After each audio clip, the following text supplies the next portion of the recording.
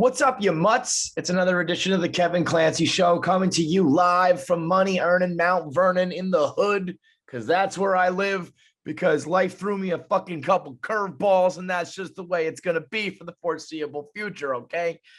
A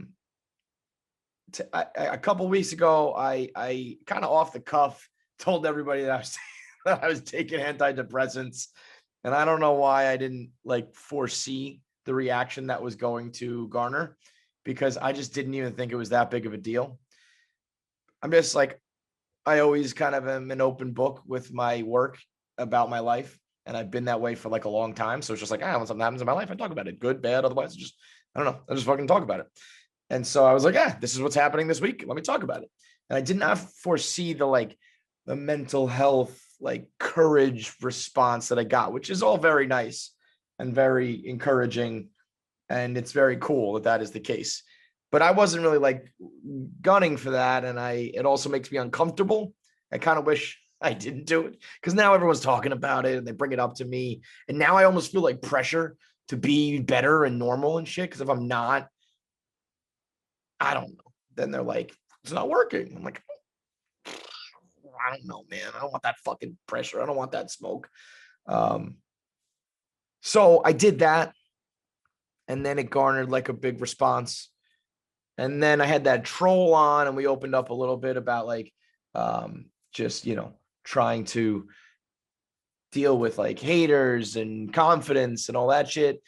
But it's gotten a really great response. So I don't plan on this podcast being some deep, heavy discussion type of show. That's definitely what I want, more of that. But, I started in mind with conspiracy theories and urban legends and stupid stories and things that I find interesting and all that.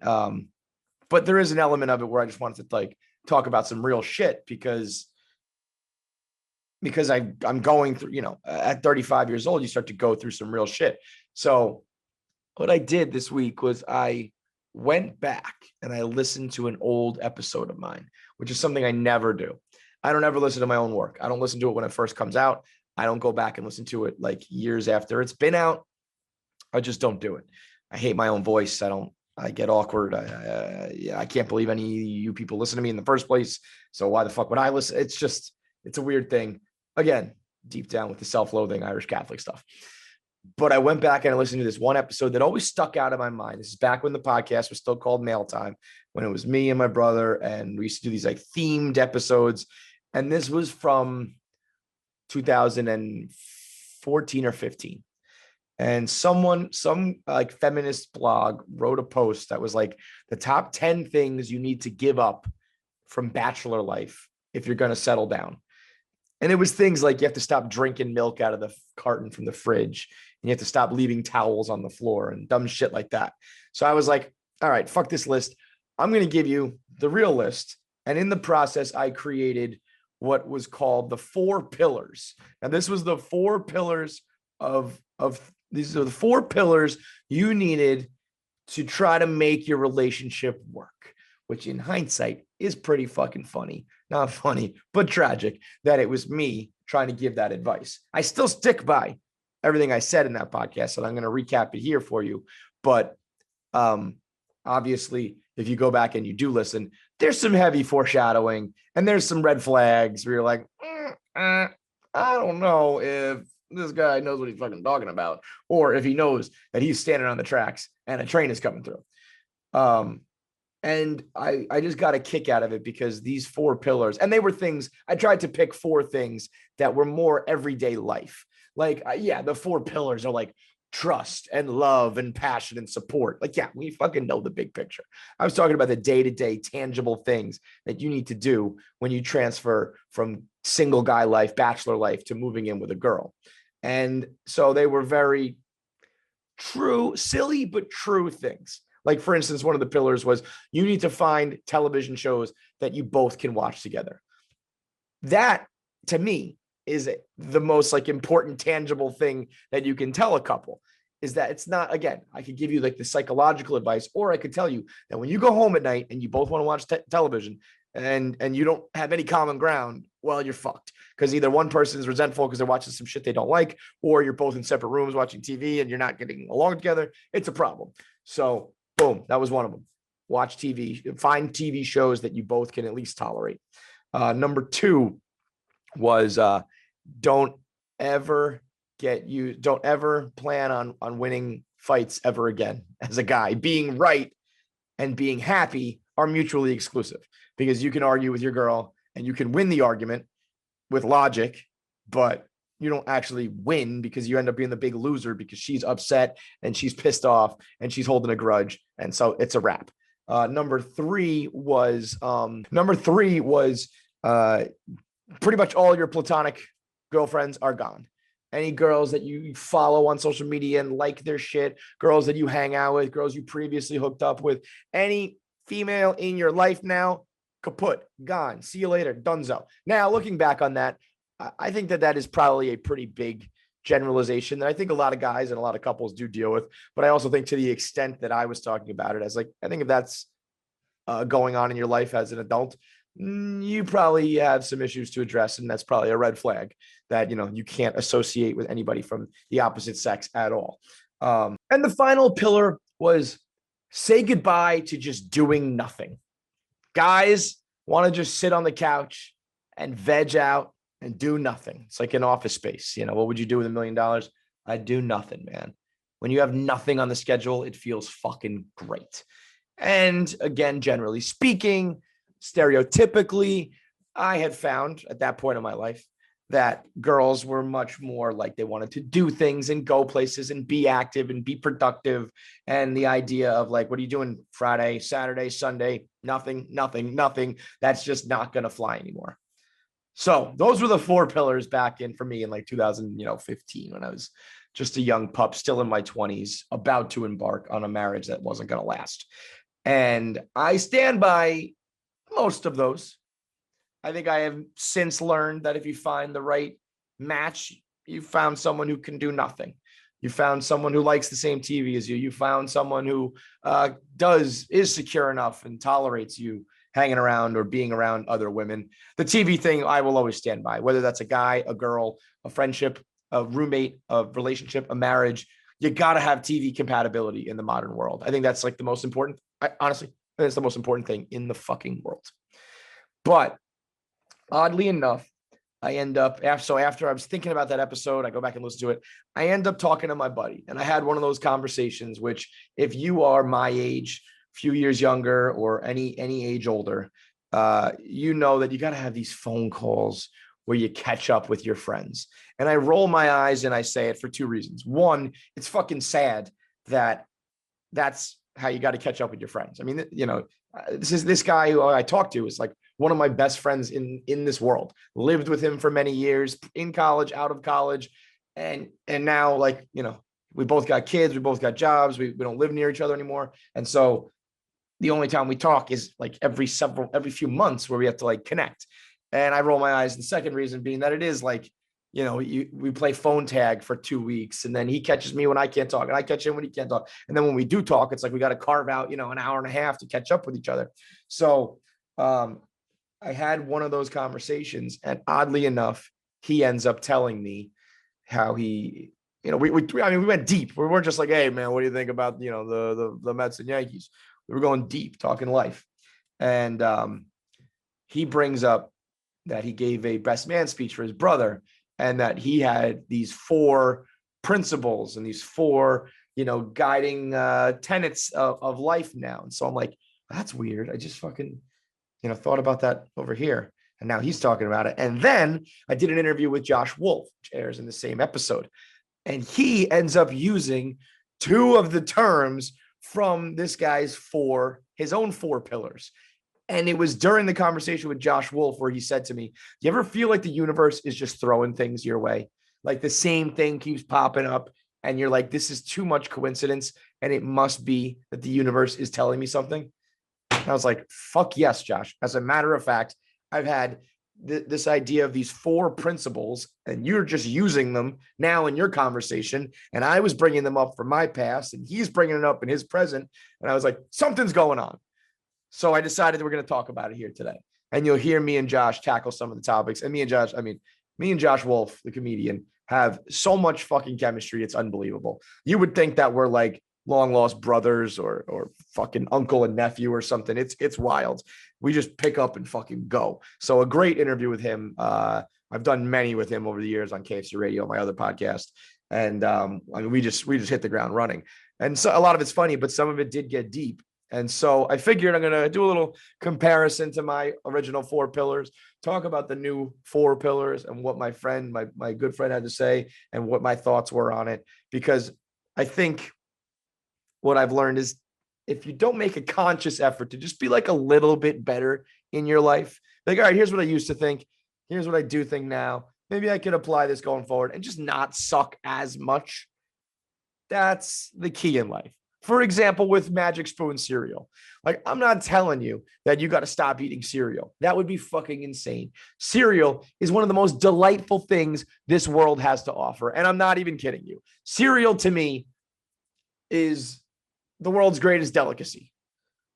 I mean, I eat it every night, every day. It counts as a meal for me. It counts as a dessert for me. It counts as a snack for me. It's incredible. But I do also recognize that eating like 3 bowls chock full of marshmallows and sugar and shit, it's probably not great for your boy. I'll be 36 in a couple days and my body is truly starting to fall apart.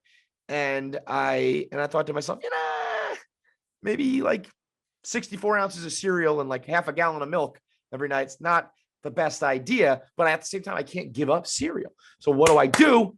You get some Magic Spoon. Magic Spoon is that perfect in between where it's like you still can eat your cereal, but you're not going to be a total bag of shit about it because these boxes of cereals have 0 grams of sugar. They actually have 13 to 14 grams of protein, which I don't understand how you get protein out of cereal, and only 4 carbs per serving. It's 140 calories per serving in a bowl of cereal. And the best, it's not, I mean, obviously you can get like healthy cereal that tastes like absolute fucking garbage. You ever have these like healthy cereals where it's like, yeah, of course it's healthy. It's because I'm chewing on like bark and dirt. No. Magic Spoon is like little fucking puffs of delicious cereal that you've been having your whole life. They have all the different flavors. They got a variety pack right now that you can get with, they added cookies and cream. And maple waffle. Let's fucking go. So like I had peanut butter, cocoa, blueberry, and frosted. Those were like the 4 that I had from the variety pack. Frosted just being kind of like your generic frosted flakes, and then obviously peanut butter, cocoa, and blueberry, all self-explanatory. But now they added cookies and cream and maple waffle, which is fucking fire. So now the custom bundle is cocoa, fruity, frosted, peanut butter, and cinnamon. They got the maple waffle, the cookies and cream. I mean, these are bona fide, heavy hitter, slugger cereals and flavors, and you can get that right now. And all of it's healthy. Go to magicspoon.com/Clancy. If you are like me and you're ultimately kind of lazy, kind of mailing it in, but you got to at least make small changes in life so that you aren't going to like end up in a fucking TLC, my 600-pound life, getting craned out of your apartment. Magic Spoon cereals for you. It's genuinely magic. No sugar, barely any carbs, and protein in your cereal. It's like, what? magicspoon.com/Clancy. You're going to get the limited edition cookies and cream and the maple waffles or a custom bundle of cereal that you want today. All up to you. That's magicspoon.com/Clancy anywhere now in the US or Canada. Use the code Clancy at checkout at magicspoon.com. So, talking to my boy. And these were his 4 pillars.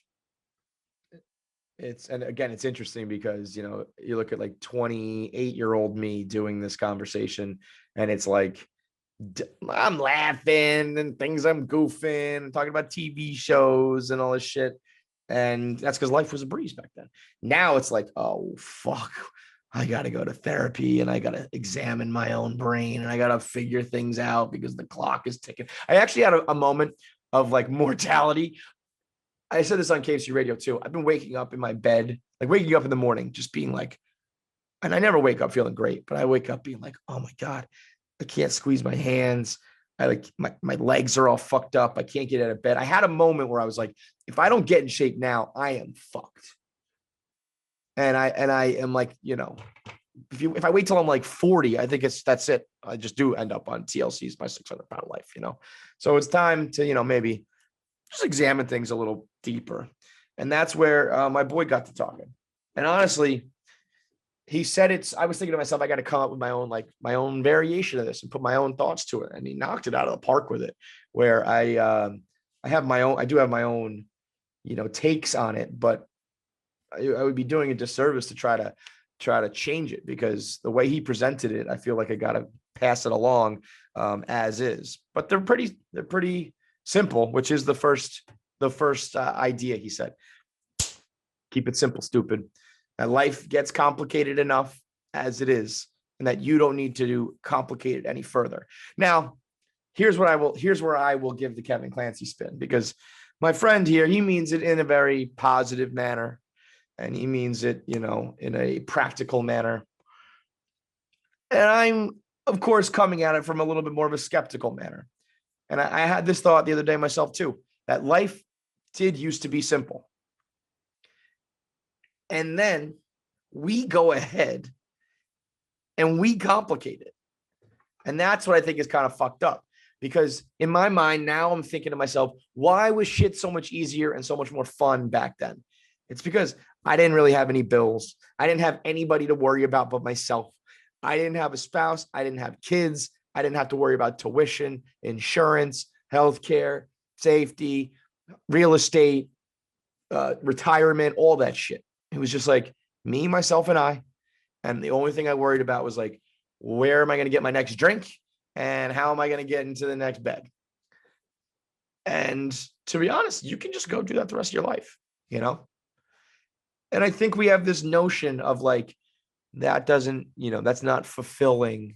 That's not satisfying. You're not reaching your potential. And I kind of subscribe to that. But also, fuck that. If you want to keep life simple, it's up to you. Don't add complicated shit. Getting in a relationship with someone is willingly signing up so that you are now in control of their emotions, or not in control of, but you wield a great deal of power over another person's life. And if you are, a normal, compassionate person, you take that very seriously, and you don't want to do anything to upset that person. And that means you have to change your behavior, and you got to sometimes walk on eggshells, and you got to sometimes, change your whole life and complicate your life for that person. Now, you do that for several reasons. You do that in turn for sex and love and support and companionship. And then you take it a step further and you want to have kids. You do it to, continue to procreate and carry on your name and carry on your life and your family. It's like, but guess what? That's going to be complicated as fuck. So if you really want to keep life simple, you can do that. And there are people who do that. You see the lifelong bachelors or bachelorettes, and they just travel. They have unlimited money, because when you're only paying for yourself, you don't even really need that big of a salary. They can pick up and go on a whim. They can do whatever they want, whenever they want. They don't have to do anything when they don't want to do it. It's complete and total freedom. So if you want to keep life simple, you can do that to the maximum. And just like anything in life, though, I guess it's like about finding that balance. I personally, I do not find it all that fulfilling. Anytime that I was just living single life, I would do it for a little while, and then I would kind of be like, I'm a little bit lonely. I'm a little bit bored. It's a little bit repetitive. I was always cool with Thursday through, like the single life is great. Let's call it Monday through Saturday. It's awesome. But that Sunday night where you're alone, that one's tough. Friday night, you're having a blast. Thursday night's great. You get out of work, you party, and it's good. Maybe you go home with someone, maybe you don't. Friday night, you go out, you crush it. You meet somebody, you hook up. Saturday night, you do it again, repeat. And then Sunday hits, and it all comes crashing down, and you hit the Sunday night blues, the Sunday scaries, and you're like, oh, fuck.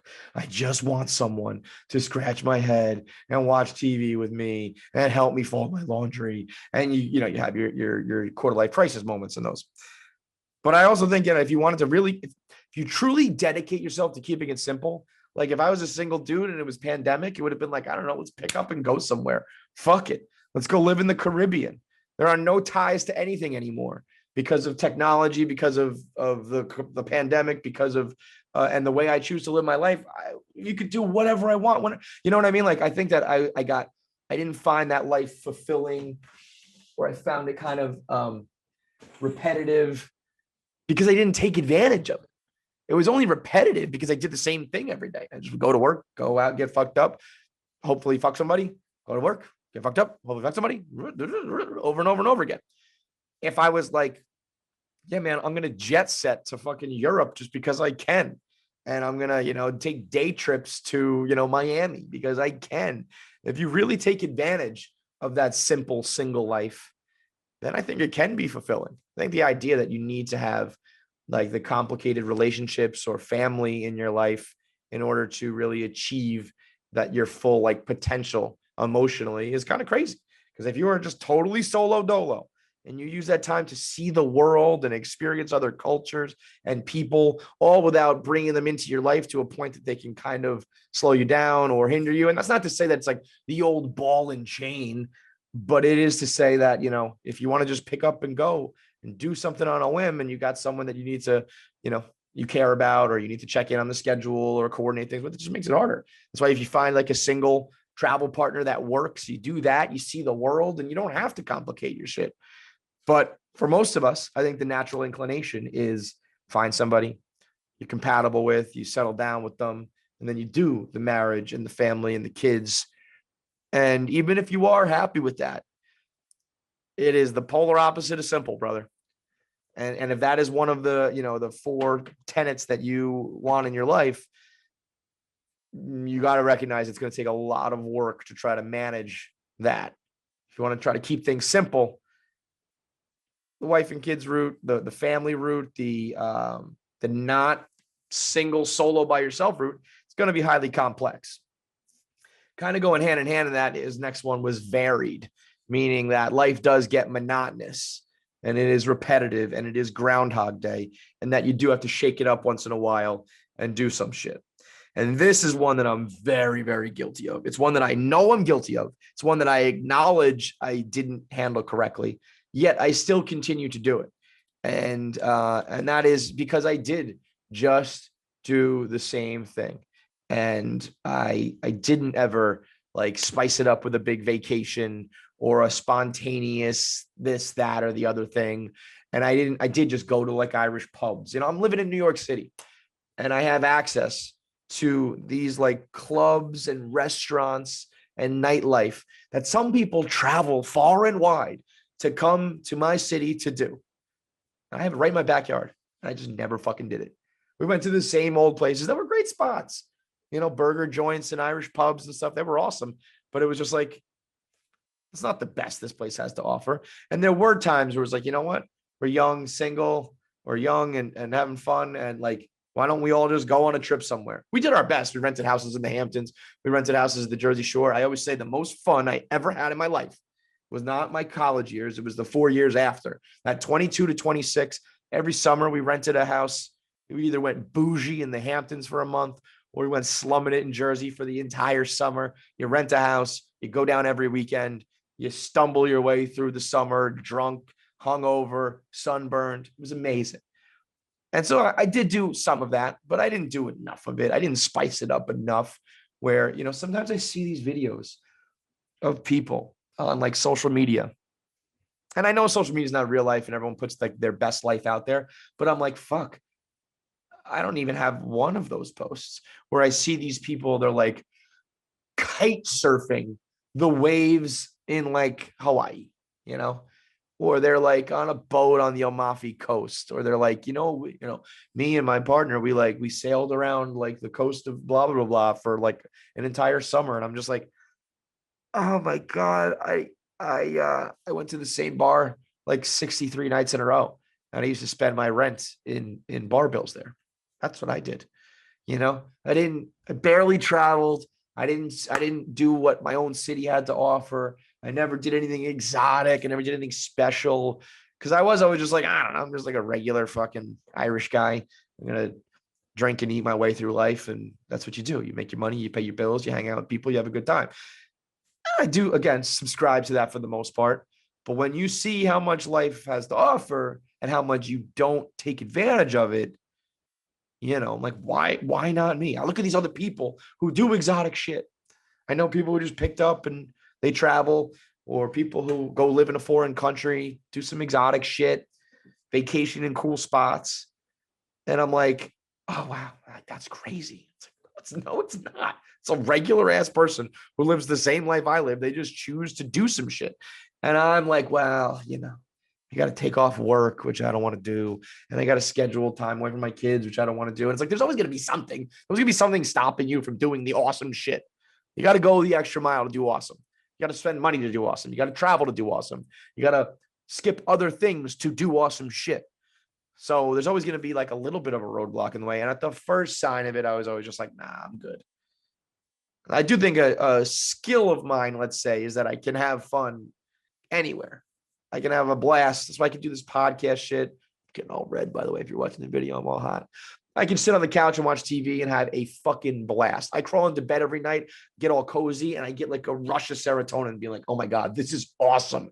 I can hang out at a dive bar. I can hang out at work with someone. I can kick it anywhere and have a good time. So I don't need to do all that crazy shit. But when it's been many, many years, you look up and you're like, oh man, I'm getting kind of old and I haven't done any of this cool shit yet. Maybe varying it up. Maybe that's a good idea. The next two, I think, were the big ones for me.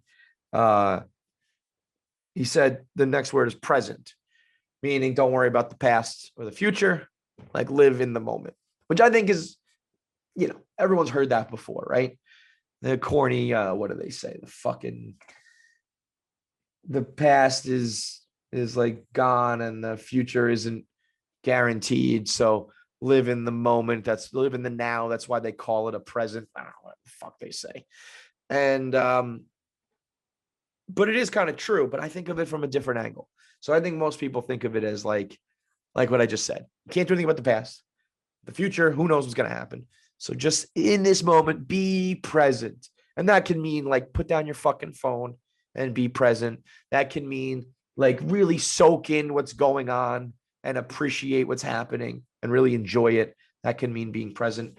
Again, coming from the angle of being a skeptic, I think a good lesson for me was learning.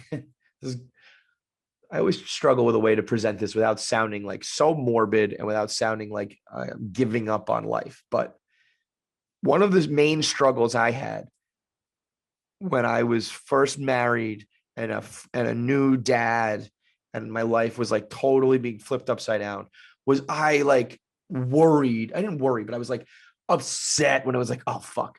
The babies aren't going to sleep tonight. I'm not going to be able to watch the game. I'm going to miss the big game. Or like, oh, that show, there's a finale tonight. I love to watch it. What I usually would do, I'd go home, I'd get some wings and some dinner and have dessert all lined up and I'd watch the series. I would binge it and I would love it. Or I'd watch the game or I'd have a moment or we'd go out to whatever. And I was like, fuck, now I can't do that thing that I want to do. I can't do. And I would worry so much about like the present and not getting to do that thing in that moment that I always get to do. Or even like little things, like you stuck in traffic, I'd be like, fuck, or commuting home from work and there's train traffic and I'm sitting on the subway and I'm just like, I just want to be home after a long day of work. And then through a combination of a couple things, one was, getting home at night wasn't exactly a picnic. When you're going home and things aren't great and you're going home to two newborns and it's like, oh, like take me back to fucking work. That was one of the more, the reddest of flags to me was I remember being like, I'd rather be at work than be at home. If you ever have your life flipped that way, that's a problem. You have to address that immediately. Whatever it is, whether it's the family, the wife or husband, where you live, your own mental, whatever the reason is, if you are not happy going home, you will not be happy. Because work can only give you so much. Most people hate work. And even if you like it, it caps out how much happiness it can give you. And then you have to make sure that everything outside of work is awesome. And that's where you enjoy yourself. And the moment that you're like, oh, I don't want to go home. If you don't have a home, you don't have a place to comfortably rest your head, you're fucked. So when I like I wanted to get home to do what I do. And I wanted to get home and get on the couch and watch the game. And as soon as I did that, one of the babies was crying. I'm like, fuck, I can't do this, or, I wanted to do this and I couldn't do that because I'm in a fight here, whatever it was. I'm trying to be vague about this, obviously, not put anybody down or talk shit about anything. And then I had this realization, and it's a little bit sad, but it also is kind of freeing, where it was like, it doesn't matter. Like, so what if you missed the game? You've seen 10,000 games. So what if you missed the show? Watch it the next morning. Watch it the next night. Maybe you get spoiled. Who fucking cares? You're stuck in traffic to get to a place and you want to really be there because it's exciting. You'll be there an hour later. And it's just not that big of a fucking deal. The present is important, but obsessing over enjoying the present, I think, puts such pressure on you. I put so much pressure on these things to bring me happiness that when it wasn't possible because of outside circumstances, I was like, fuck, like I hate my life. And now I almost wish if I had the perspective I have now, which again is a little bit sad because it is kind of like, it's not that great. And I'm not missing much. So whatever, I'll stay up with the kids, or I'll, I got to run and do those errands. Or, when you see your dad he does all the shit. He does the yard work and he does the work, and he's content, not content, but he's just like, I got to get the shit done, because to be honest, I think he's kind of resigned to the fact that like whatever else it was he's going to be doing, it can wait. It's not that big of a deal. Nothing's that important where it's worth fretting over. So I think like enjoy the present, but I think to the extent that you put pressure on yourself, and maybe I'm alone on this one. I don't know if this is a relatable thing, but I would fret over, well, wait a minute. These are the things that all brought me joy in life. And now as a husband and a father with life transitioning and work being crazy, I can't do those things. So I'm going to be unhappy. It was like, just fucking relax. It's not that big of a deal. So I think being present is important. Emphasizing the present too much can be a little bit toxic. And then the last one, gratitude. And that was, you'll hear Josh say gratitude. And we talked about being in the present kind of, but he uses the word gratitude. And I thought that was crazy. I mean, gratitude is not a word you hear very often. You hear grateful. You hear about people being ungrateful for sure. Gratitude, when I heard my boy say that, and then he echoed it, Josh did, I was like, this is weird. That's when I felt like the universe was throwing something my way and I had to put it in here. But the idea, it's a pretty simple one of gratitude. And this is the one I struggle with the most. And this goes back to the last couple episodes. If you've been listening, the whole mantra of life is a swimming pool, and to make sure you enjoy it, and to not be one of those grass is always greener people, and to not compare. And there's a pretty cool story from this interview today talking about someone who had the most gratitude. It's always the people who kind of stereotypically don't have a lot, quote unquote, or aren't making a ton of money or have a high profile life or job, that seem to be the most content, because they're grateful. They have gratitude for what they do have in life because they have achieved it. When you have unrealistic goals, you can't ever get there. And if you do get there, you'll just want what's next. There's no end in sight if your goals are material, if it's money or success or promotions or titles, whatever that is. There's always somebody who has more than you. That's why it's got to be fucking wild if you're like Elon Musk or Jeff Bezos, those guys, because like if that is what you value and you're one of those guys, you're like, nope, that's it. I'm the one, like the Jet Li flick. Like there is nobody with more. Now that's where you always run into like Jeff Bezos, like his marriage fell apart. So maybe that's what makes him upset. And Elon Musk, I don't know, he's a fucking wacko. There's maybe something that keeps him up at night where it's like, hey, money doesn't buy everything. Tiger Woods, perfect example. Tiger Woods had it all on the course, with the money, with the endorsements, the women. His life, you look at him and it's one of the saddest stories ever. So like the perfect example of making sure, you are grateful before the right things. So I know about myself, and I learned this. I'm a huge grass is always greener. When I'm single, I want to be dating. When I'm dating, I wanted to be single. When I worked in a cube job, I wanted this job. I wanted the different type of job. Now that I've got it, I'm like, oh my God, wouldn't it be nice to just sit in front of a computer and like mail it in and not focus on any work? So I always want what I can't have. I always want, grass is always greener, all that shit. And that is so fucking toxic. It is the goddamn worst. It's like the main thing I try to change about myself. And I do it here at work. I compare myself. Like, hey, KFC radio is good and it's not part of my take. Or, hey, I'm getting some success, but I'm not on Dave's level. Or, I got this great podcast and I do some live show shit, but I'm not like the comics that I like. And then, of course, even if I got there, you're not this guy. And if you get there, you're not Joe Rogan. And if you get there, you're not Howard Stern. And it just kind of keeps on fucking going. And then even if you are to achieve those levels, it's like, well, you don't have the family you want, the wife you want, the kids you want. So I think it's like about being grateful for what you do have and what you can achieve and being realistic about it. Like I said, life is that swimming pool where you want the house with the pool, and then you get the pool and you never swim in it. So what does that mean? That means you either have to swim in the pool more to enjoy it, or you have to change your goal to not want the pool anymore, to want something different that you should strive for, that you will swim in every day, that you will experience and like and enjoy. And then you will be grateful for that thing. Because if what you express gratitude towards is actually not what's truly fulfilling, you'll get that and it's done and it's on to the next thing. You want the swimming pool and you got it. Oh, never mind. I want the car. I got it. No, never mind. I want this house. I want the beach house. I got the beach house. I want the ski house. I got the ski house. Now I want this. I got the one girl. I want the second girl. I got the family. I want more. It just keeps on going if you don't ever actually enjoy what you do have. You'll always want more, more, more, unless what you're expressing gratitude towards is what actually brings you fulfillment. So those were like the 4 pillars. And it's funny I just compared them to like watching TV, which girls you follow on the internet. You'll never get to win an argument, and like, you're never gonna have sex again. Like, times certainly have changed where everything is a lot more introspective and thoughtful and serious. And again, I don't want the show to always be that way, but it just has kind of taken its course for the past couple weeks that way. But when it was funny to think like this is the same dude that chopping it up with in college, and we're chasing girls and drinking, ungodly amounts of booze. And now he's the guy on like a Sunday morning. I have a 2-hour conversation and we're talking about therapy and our philosophies on life, which it is crazy to think that, a couple of like knuckleheads like we were.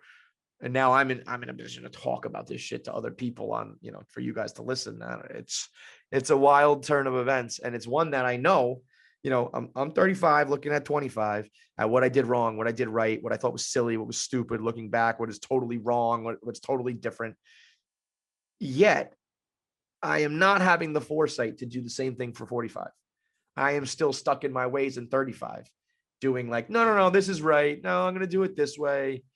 I think I've learned some things. So, I'm continuing to be reactionary instead of like proactive about life, where it's like, all right, well, what am I going to think at 45? Let me try to do that now. I think that's the key to it all. I think if you can figure out the way, and again, I hate to keep repeating myself, but I do echo some of this with Josh.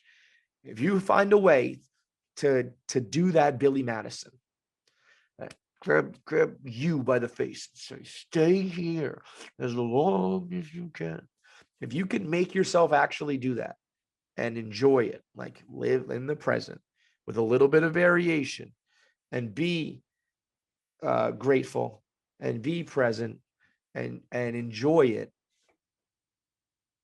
and really enjoy it, not just like say it, not force yourself to do it, not say I have to do this because I'll look back and regret it, whatever. If you can actually enjoy the moment, I think you'd be happy.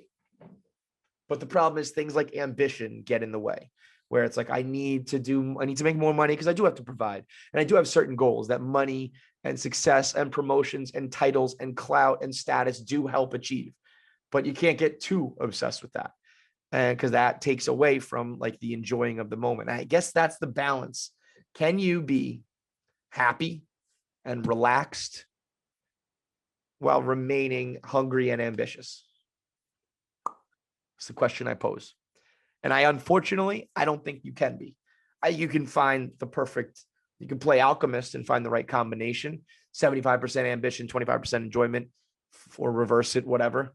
But I think if you kick back and soak it in and just say like, this is pretty fucking cool. I got my kids running around. I got this show. I got this merch. I got this place. I got these cool things. This is pretty fucking cool. Boom. Somebody's going to zip fucking right past you because the guy who's maniacal and crazy and hungry and never stops, never even takes a moment, let alone a day or a night or a weekend or a vacation to just enjoy life, they're going to pass you. Now, if you've reached the point in life where you're just cool with that, where you're like, you know what? It's okay that I got passed. It's okay that I'm not like number one, or that I'm not making the most, or not, the coolest or the highest on the charts, or whatever whatever your version of that is, then you're good. Then you're good with it.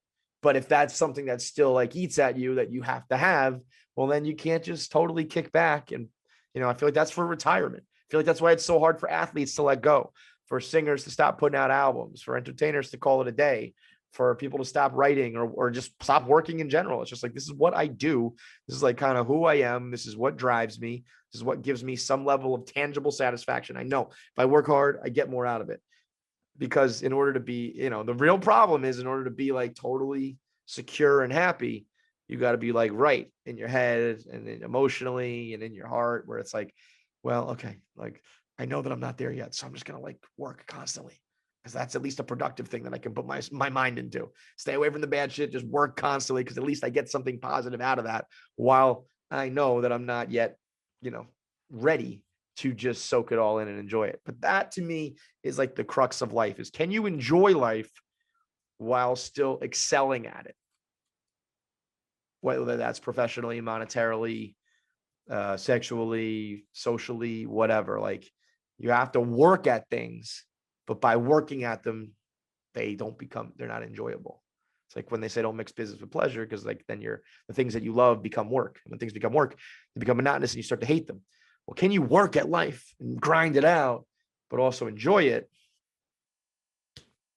Probably not. It's probably why life just kind of sucks. I don't know, man. That's why all I know is I try to fill my day with people like Josh Wolf who make me fucking laugh my dick off. So the interview with Josh Wolf is brought to you by Cuts Clothing. I'm rocking the hoodie right now. If you're watching on YouTube, subscribe to the goddamn YouTube. Let me just say real quick. It's, listen, I just gave you this whole monologue about like life and how hard it is and how terrible it is. And what's one thing that would make my life a lot easier? If you just fucking push subscribe on the goddamn YouTube. So do it for me, please. If there was something in your life that was as simple as that you told me would make your life better, I would just fucking do it for you. And I'm telling you, can you just do it for me? Log in with your Gmail, press subscribe. But I'm rocking the Cuts Clothing right now. If there's one thing that I do know, is that being comfortable in your life can make it that much better. While you're figuring out work and love and friendship and your future and all that, if you do it in some comfy clothing, if you do it in some functional clothing where you look good, you feel good, you play good, shout out Deion Sanders, life will be that much easier. You go through life looking like a slob. Nobody likes that. You're down on yourself. Your self-esteem's bad. You go through life uncomfortable. You can't get anything done because all you're thinking about is how you're uncomfortable. You wear something like Cuts Clothing, and it takes care of all of it. It's almost all of the pillars in one. You're grateful in the moment that you're wearing some comfortable clothes. It's varied enough that you can wear the white hoodie with the Cuts logo, or you can just get the plain solid black, or you can wear the t-shirts with the V-neck or the crew neck or the Henley, or you can wear the split hem bottom or the elongated bottom or the scoop hem bottom. Enough variations, but at the same time, you're just picking the same old right down the middle fastball colors, black, gray, blue, white, tan, the easy ones. So varied enough, but not too varied that it becomes complex. You keep it simple. Cuts Clothing, honestly, as far as clothes go, embodies the 4 pillars I just talked about.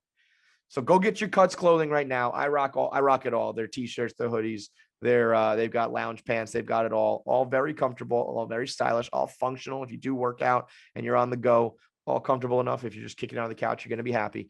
Go to cutsclothing.com/Kevin. I'm not kidding, man. If I'm not wearing my own clothes, I'm rocking the Cuts Clothing. So go get it. It's the office leisure apparel. It's the work play combo. It's the wear it on a date, wear it when, to bed pajama. It's the whole 9 with the French terry fabrics and the stretchy cottons, everything you need, man. Wrinkle free too. Keep it simple. Go to cutsclothing.com/Kevin for 15% off. It's the only shirts worth wearing. Go to cutsclothing.com/Kevin Josh Wolf. Let's talk to him. Yo, brother. What's up, man? How we doing, dude? Good. How you doing? I'm good. Where are we? What's the setup here? Where we? There you go. Wait a second. You're all blurry. Look at those old man hands. Hilarious. I'm in Nashville. Nashville. Is that the what? You just in a hotel room? No, man. I live here now. You live in Nashville now? Mm-hmm. Since fucking when? October. Shit. I know. How did I not know that? You didn't tell me you were doing. Did you tell me you were doing that? I don't know, man. You know, I got to the point where I was just like, I don't make any money because I live in Los Angeles. Yeah, I know. I mean, like the same thing in New York. Like, why am I paying these prices? I'm not getting any benefits from the city. Are you one of these? Like, are you like, you know, LA is dead and overrun and fuck the government, or is it just like if it wasn't Corona and craziness, you think you would have made this move? Well, or is it all inspired by the pandemic? I'm sure the pandemic was the catalyst that pushed you, but was it like the main reason? The pandemic highlighted the fact that being in town, I didn't make any money. You know, I was on the go so much that I never really, you know what I mean? Yeah. Well, you might as well live. I don't know what Nashville's like, but like go live somewhere where the cost of living is nothing because you make your money, you know, either digitally or all over the place. So, you know, I got a guy in Texas, Uncle Chaps. He works remotely he didn't want to move to New York. So he kept him and his family in Texas, but he's still making like East Coast barstool dollars, but lives in fucking Texas. And what he does, Josh, is he sends me Zillow links and real estate links just to be like, hey, here's what you can get for like $410,000. And it's like a 7-bedroom, 8-bathroom. I'm like, who needs 8 bathrooms? You know, and I just want to put a bullet in my head. And I think, you know, why do I do this? Why do I live in the Northeast, or in your case, LA? It's like, you don't have what are we doing? If you had 8 bathrooms, I think one bathroom would simply be the bathroom where you shit. Like, I think there would just be, do you know what I mean? A shit room. Yeah. Yes. And that way there was never like, if your guests came over, they were never in the shit room, or I think you have a shit room. It's like seclude. You know, when you go to someone's house and their bathroom is like next to the couch for some reason. And it's like, well, if God forbid I ever got to blow this thing up, you come out and the whole party is like, the Super Bowl party is like, oh my God, you know, you know, oh, are you going 1 or 2? 2, go down the hall, take a left, 3 rights, down the stairs, take an elevator, and then, you know, then you're in the shit room. Unlock that door. There should be a hit. If you have 8 bathrooms, there should be you pull the fucking book on the library. Exactly. His and hers shitters, first of all. So that doesn't change. You know, the one thing, and dude, I had a friend of mine who moved in. I think we locked down, or they locked down in LA, I think around March 15th, I think, of last year, right? Okay. And I had a friend of mine who moved in with somebody on March 13th. And I told him, I said, hey, first of all, if this lasts more than 3 months, your relationship is fucked. Like, you're either like going to marry the girl, or you know what I mean? You are throwing yourself into the deep end. And the worst part was you really didn't know. A lot of people were like, all right, 2 weeks and then we're going to be done with this thing, right? If you had said, hey, whoever you're with now, you got to lock down with them for a year, I think there would have been some conversations like, all right, honey, me and you are going to do this. But like, if you ever feel like it's too much or it's not working, we can pull the ripcord. But this whole 2 weeks, okay, 1 month, okay, 6 weeks, okay, dude, year, and next thing you know, you're practically fucking married. This guy said to me, and her nickname amongst us was Donut Lady, because she always woke up in the morning at his house, left before he woke up, went and got donuts and brought him back. Oh, that's an amazing. I thought, I don't know where we're going to go with donut. I thought it was for sure going to be bad. That's amazing. It turns out, I said to him, I go, how's Donut Lady? He goes, well, I learned something. I go, what? He goes, she told me second day of quarantine, hey, I know you're expecting donuts, but I just used to get up and go to the donut store because I never wanted to shit in your house. But now that we're living together, the jig is up. I don't really like donuts. So you're not getting donuts, and I'm blowing up. Yeah. And they had one bathroom, and he was like, man, she shits a lot. And I was like, yo. See, that's actually why I don't want his and hers shitters, because when she goes there, you know exactly what's happening. I need like his shitter, and then her bathroom, she just gets one, because then it's like, oh, maybe she's just peeing. Maybe she's just going in there to freshen up. If there's a room that's the female poop room, every time she gets up and goes in, you're going to be like, oh my God, that's the third time today. Jesus Christ. But I want the illusion. Maybe she's just powdering her face. Maybe it's just That's a really good point. I hadn't thought of that. Yeah, you just always know. There needs to be some, plausible deniability. That's what we want. And what's funny to me is I listen to couples, right? And I've always said, man, there should be some mystery. Couples who shit in front of each other. I don't want to hang out with you. No. I don't want to hang out with you. I think there's something to me. If you shit in front of each other, you're the same couple that goes to the gym and works out together. Yes, hold hands while they're both on the bike, When they like even, you're gonna fart in front of your lady. It's just gonna happen. But the people who make a goddamn show of it, people who are like pull my finger, like farting on her. I'm gonna Dutch oven her. We fart in front of each other. Yeah. It's like, okay, I'm great that you feel like that, like connects you on a deeper level. But dude, you know what I do sometimes? I have to admit this. I like the, those ones, right? Where she doesn't hear them. Yes. And so anything that goes, this is my theory. The ones that go, they hurt a little bit coming out. It's like, ooh, like, it's like you get stabbed with a hot knife. Yeah. It's and my theory is if it hurts coming out, it's gonna hurt everybody else around you. You know what I mean? So I like to do them and I do it and then I just stare at her. So I'll just wait for it. You'll be reading something, and I'll just look at her, and I just can't wait for her to go, "What the fuck?" I love to think of it. When you were a kid, you're watching cartoons, and there's like a Yogi Bear. You put the pie on the thing, and you see the little lines that are supposed to be the smell. Yeah. And then it goes up their nose. I like to think of like that's what's happening. And the moment that it just goes right up the nostril, they're just like, oh, what the fuck, man? Dude, I have to tell you that low key, now that you're saying that, I wish I had the ability to follow my farts visually, just to see where they go and who they hit. Like the black light of farts. It used to be here's cum everywhere, but I want to see the cloud of, I mean, what else I really think should exist, and it's always been an urban legend, is the pee in the pool, the chlorine that turns it purple. Yeah. I think we should do that. That'd be funny. It'd be cool. Well, I don't know if that's possible, but let me ask you a few things about that. Your horrible behavior, I think you can get a kick out of. I think that is possible, but my question to you is, do you want to know how much pee is in the pool?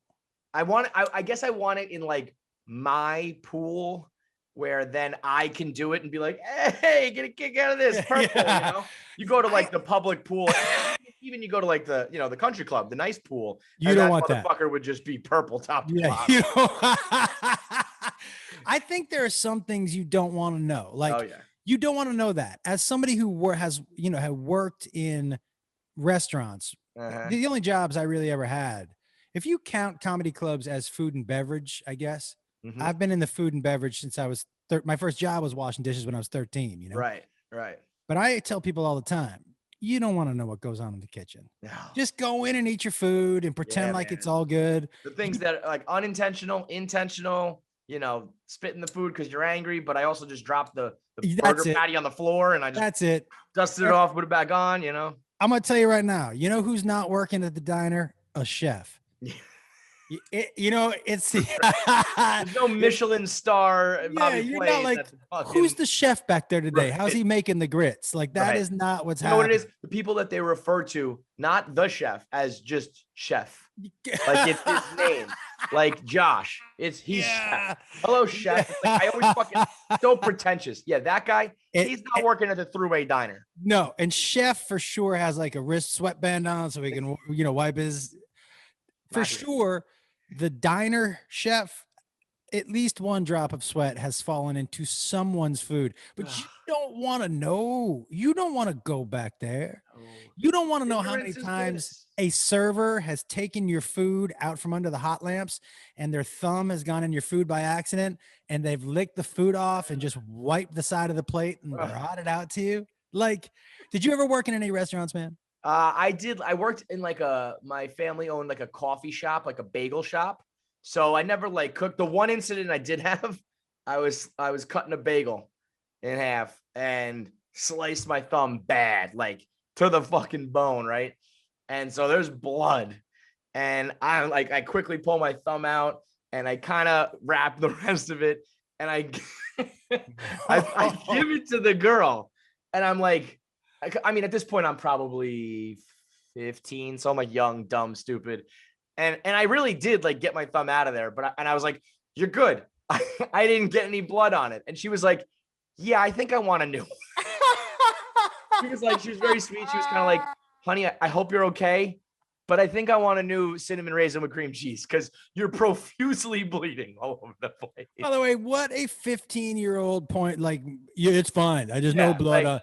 Well, you know what? This place it was down in a subway like vestibule kind of in New York City. It's a wonder we didn't clean up. It actually ended up becoming a Dunkin' Donuts, and they just know how to make money. Me and my dumb dad didn't. Yeah. But so the subway would come and there'd just be a rush of people. And I got like so much anxiety with like angry New Yorkers on their morning commute being like, where's my fucking coffee, my fucking bagel? Like, go. So I'm bleeding. There's a line out the door. And I'm like, I can't make another. Here, just take it, late. It was bad. Wait, was that cool to go to work with your dad?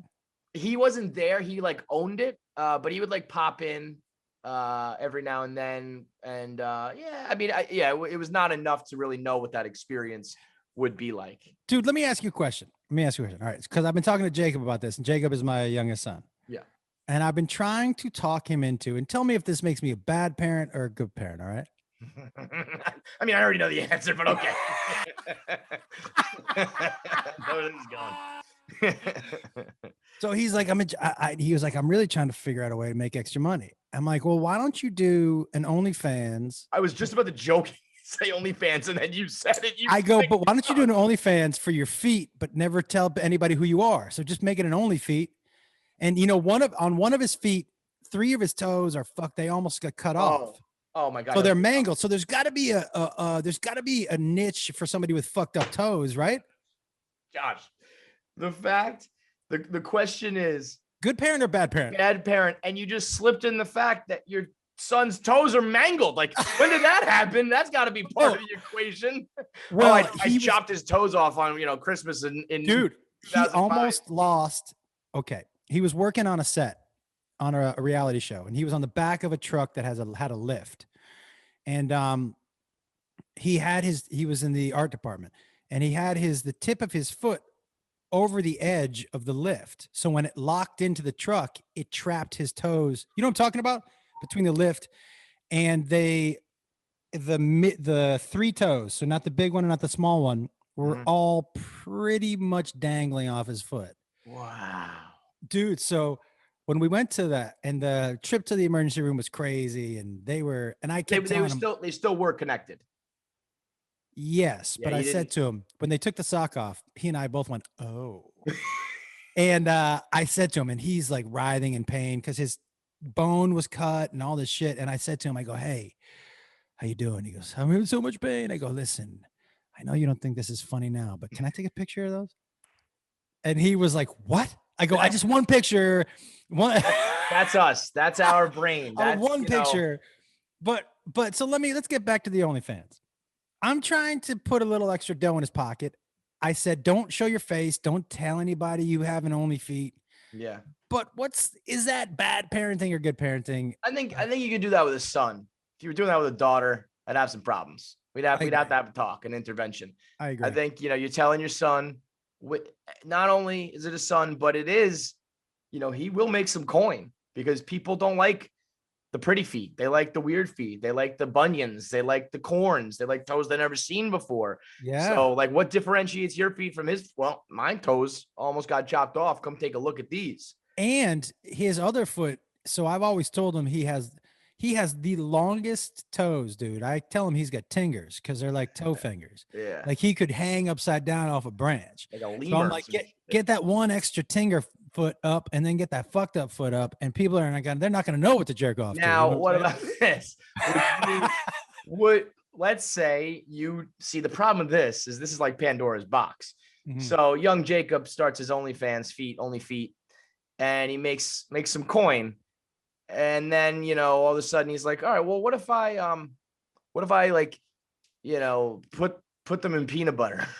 And then all of a sudden more money. So like, would you want Jacob, like, I'm gonna put lotion on my feet for my followers? All of a sudden he's doing like sexual shit with his feet for money. Ever sullying our name? Because if he's not, all anonymous, give a fuck. Like, I just don't want it to follow him. Like if he's trying to get a job in a couple of years and people are like, are you that fucked up foot dude? You know what I mean? Like, I do get worried sometimes. So like, I remember way back when, because times certainly have changed now, we got an offer like, hey, do you want to interview this porn star? And at the time I was probably like dating or engaged. And I was like, oh, I don't know. That's, it's a little bit much. And then I end up like, times have changed. Yeah. And then I have one as a co-host. Now I've interviewed every porn star under the sun. And just the other day, recently, we started this thing on Clubhouse where we're doing almost like a dating show. Yeah. 3 guys, 3 girls. We all talk in Clubhouse, try to see if there's a love connection. More so just to be funny, not to actually do like a love connection. Right. But then, some of them started to DM and talk.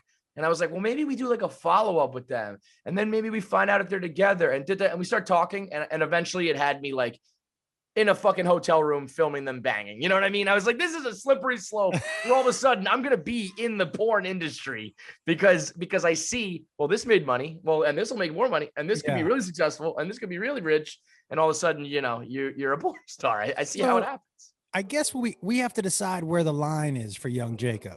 Mm-hmm. And for me, the line is anywhere above the ankle or your name. Okay, but let's play it out even further, because I was listening to an interview with Asa, my old co-host, and this anonymous. She's funny. She's great. Funny. She would be a podcaster, a content creator, whatever, even if she wasn't a porn star. She's smart, brilliant, got like a good sense of humor. And then on top of it, she's got this, she's truly one of a kind, because not many from that industry do think and have the sense of humor and all that. So she's brilliant. Yeah. And then she's doing this interview with this girl that I watch that I'm a fan of. She does the anonymous stuff. She's no face girl. She has no face. She never puts her face in it. What do you mean? She does porn with no face? It's always her and her boyfriend. It's always just neck down. They never show their face, and they're wildly popular. They still like kill it. What's crazy is that I would say that for me, that would not be good. Well, you know what it does? It's so funny, man. You always want what you can't have. Yeah. So like every girl you see, you're walking down the street, you're like, I wonder what that girl's asshole looks like. And then with this girl, all I see is her asshole. And I'm like, I wonder what color her eyes are. I have to tell I wonder if she got a big nose or a small nose. Does it her ears? Do they line up with her eyes? Or are they low? Am I the odd one who never wonders what somebody's asshole looks like walking down the street? I mean, I can't imagine there's a single person who doesn't, right? I don't ever wonder what somebody's asshole looks like. Oh, you don't? You never. What? Ever have I wondered what somebody's asshole looks like? You of all people? What? In my life. I thought you were saying that I can't imagine that there's a person who doesn't. I mean, no, what? You don't look at like a pretty girl and be like, I want to know what she looks like naked. I want to know what her pussy looks like. I want to know what her ass looks like. No, I never do that. Never. You know what? You know what's going on here? It's a generational gap. What do you want to know what her boobs look like? You fucking prude, you old man. No, I guess I never, if I look at somebody, I never wonder what they look like naked. I guess I never have. That's so Josh never. Wolf? You don't think like, I wonder how that person fucks. I wonder like if that girl's good in bed. I don't. Even with girls? Like you see a hot girl, you're not thinking like, I wonder, I think you're making me sound like a goddamn deviant here, but I think I'm in like the norm and you're the weirdo. I think it's just an age thing, man. Yeah, you know, I Yeah, think probably. I mean, I, for, you always, it depends on what you grow up with and how you got to just keep taking it further. So yeah, like my kid is going to be like, I wonder what her asshole tastes like. your kid is gonna You know? listen. I've said this. I don't know Terrified, where porn goes. terrified. So I was out on porn when all the spit started. Oh yeah. You're a total pussy. Let me tell you why. Because I've always said if you spit on me, we're fighting. Yeah. Like I don't give a shit who you are. If you spit on me, Yeah. it's a fist fight. Like this. Yeah. I agree in certain settings. If you spit on me over here, not only is it not a fist fight, it's love. Let me tell you the newest fad that I am 100% out on. Okay. And this is how I can tell them the last word, the last thing I want to hear anyone call me in bed is daddy. Daddy. Yeah. The very last thing. Now, is that because you're a dad? You think if you were a single man, that would change things? No, man, that is not a turn on to me to have somebody now, uncle. No, but Yeah, nephew. Yeah, now second cousin. I honestly think we believe there's a strong chance that young Feidelberg was like the first guy to ever experience that, because this is back when we did the Barstool Blackout tour when we You're like saying he's the first guy to experience being called daddy? Honestly, it was in that tone, in that, in a sexual way. Or at least I'll say this, because yeah, maybe like with sugar daddies and shit, this has been going on a long time. Yeah. But before it became a thing in porn and something that young girls were doing this generation, this was like 2010 or something when we were doing the Blackout tour. He was banging some girl on the road and she called him daddy, and he was like, what? But okay, let's keep going. And then a few years later, it becomes like this, we have the podcast and this name and everything. It's like a theme. And I think he was like, wait a minute, that girl on the road in Columbus, Ohio started this. I was a pioneer. Yeah. I just, man, daddy. Yeah, I'm with you. I mean, also at the same time though, you say that, but like, it's not going to stop me. If some girl wanted to do it, I'd be like, that was weird, whatever. Like, I'm not going to be like, excuse me, pardon me, don't do that. You can call me you can spit on me. You can call me names. You can do whatever you want. Hit me with the spit thing. Hit me back with, tell me again with the spit thing. Like, why, what am I missing? I mean, it's not something are you like, when you take a girl back to your place, you're like, man, I hope she spits on me tonight? No, you know what? It's more, I like to give rather than receive on that. It also depends on where you're spitting, like, listen, if a girl's giving you head and she like spits on your dick, that's okay. Awesome. She spits on your face, that's gross. In the face? Yeah, it's gross. Yeah. Yeah, I'm not down. But now let's say, you're making out with her and we're talking, this is not like your run of the mill sex. This is when you're having, like that you're having the sex that afterwards you almost check yourself. You're like, oh my God, what did I just do? Like, that's the type of sex where when you finish up, you go, that's somebody's daughter, man. Like, that's somebody's sister. Like, you are wrong. Or right before you start having sex, you just dial 911 on your phone. Just have it ready to go. Where you joke about a safe word with her, but you're like, we might be using this one tonight. Yeah. And, you're making out with her and it's getting messy and it's like, you're going, and it's in that sense of like spit is just kind of everywhere at that point. I don't think it's necessarily like a pow, it's like dripping and drooling. Well, drip is one thing, man. A drip is one thing, but a intentional spit, it just seems like, okay, I think if you're going like, if you're like making the noise and doing the projectile, but let's say I'm just kind of like, when you're a kid, you used to let it dangle and you suck it back my brother up. used to do that to me. He would hold me down and hold it over my face. Maybe that's, Josh, that's where this comes from. You were tortured as a child. Yeah, but does that make me, that doesn't make me horny, dude. No, that's like what I'm saying. You associate it with torture from your brothers. You're out on it. It's a deep-rooted problem you have because your brother made you associate spit with being, beat up and bullied. Or maybe I've just always associated people spitting on me as bad. Maybe I'm just Maybe I'm well adjusted, you freak. Maybe I. But to your point, Yeah. so what is my son gonna be doing that I'm Well, like, oh this my, is my thing, man. what? Where does it go? Like the only thing I can think of that we haven't started doing, we haven't started fucking like organs, like kidney fucking and things like that, Oh my like God. liver poking and shit. Well, how would you do that? That's the thing, man. I don't understand where it goes from here. But so I've thought about this with sports. Like there was a time where a 95-mile-an-hour fastball Yep. was crazy. And now people are hitting, and even in my lifetime, 100 used to be a thing. Now, you got guys hitting like 104.9. We're talking like 105 miles an hour. And like somewhere it's got to top out, right?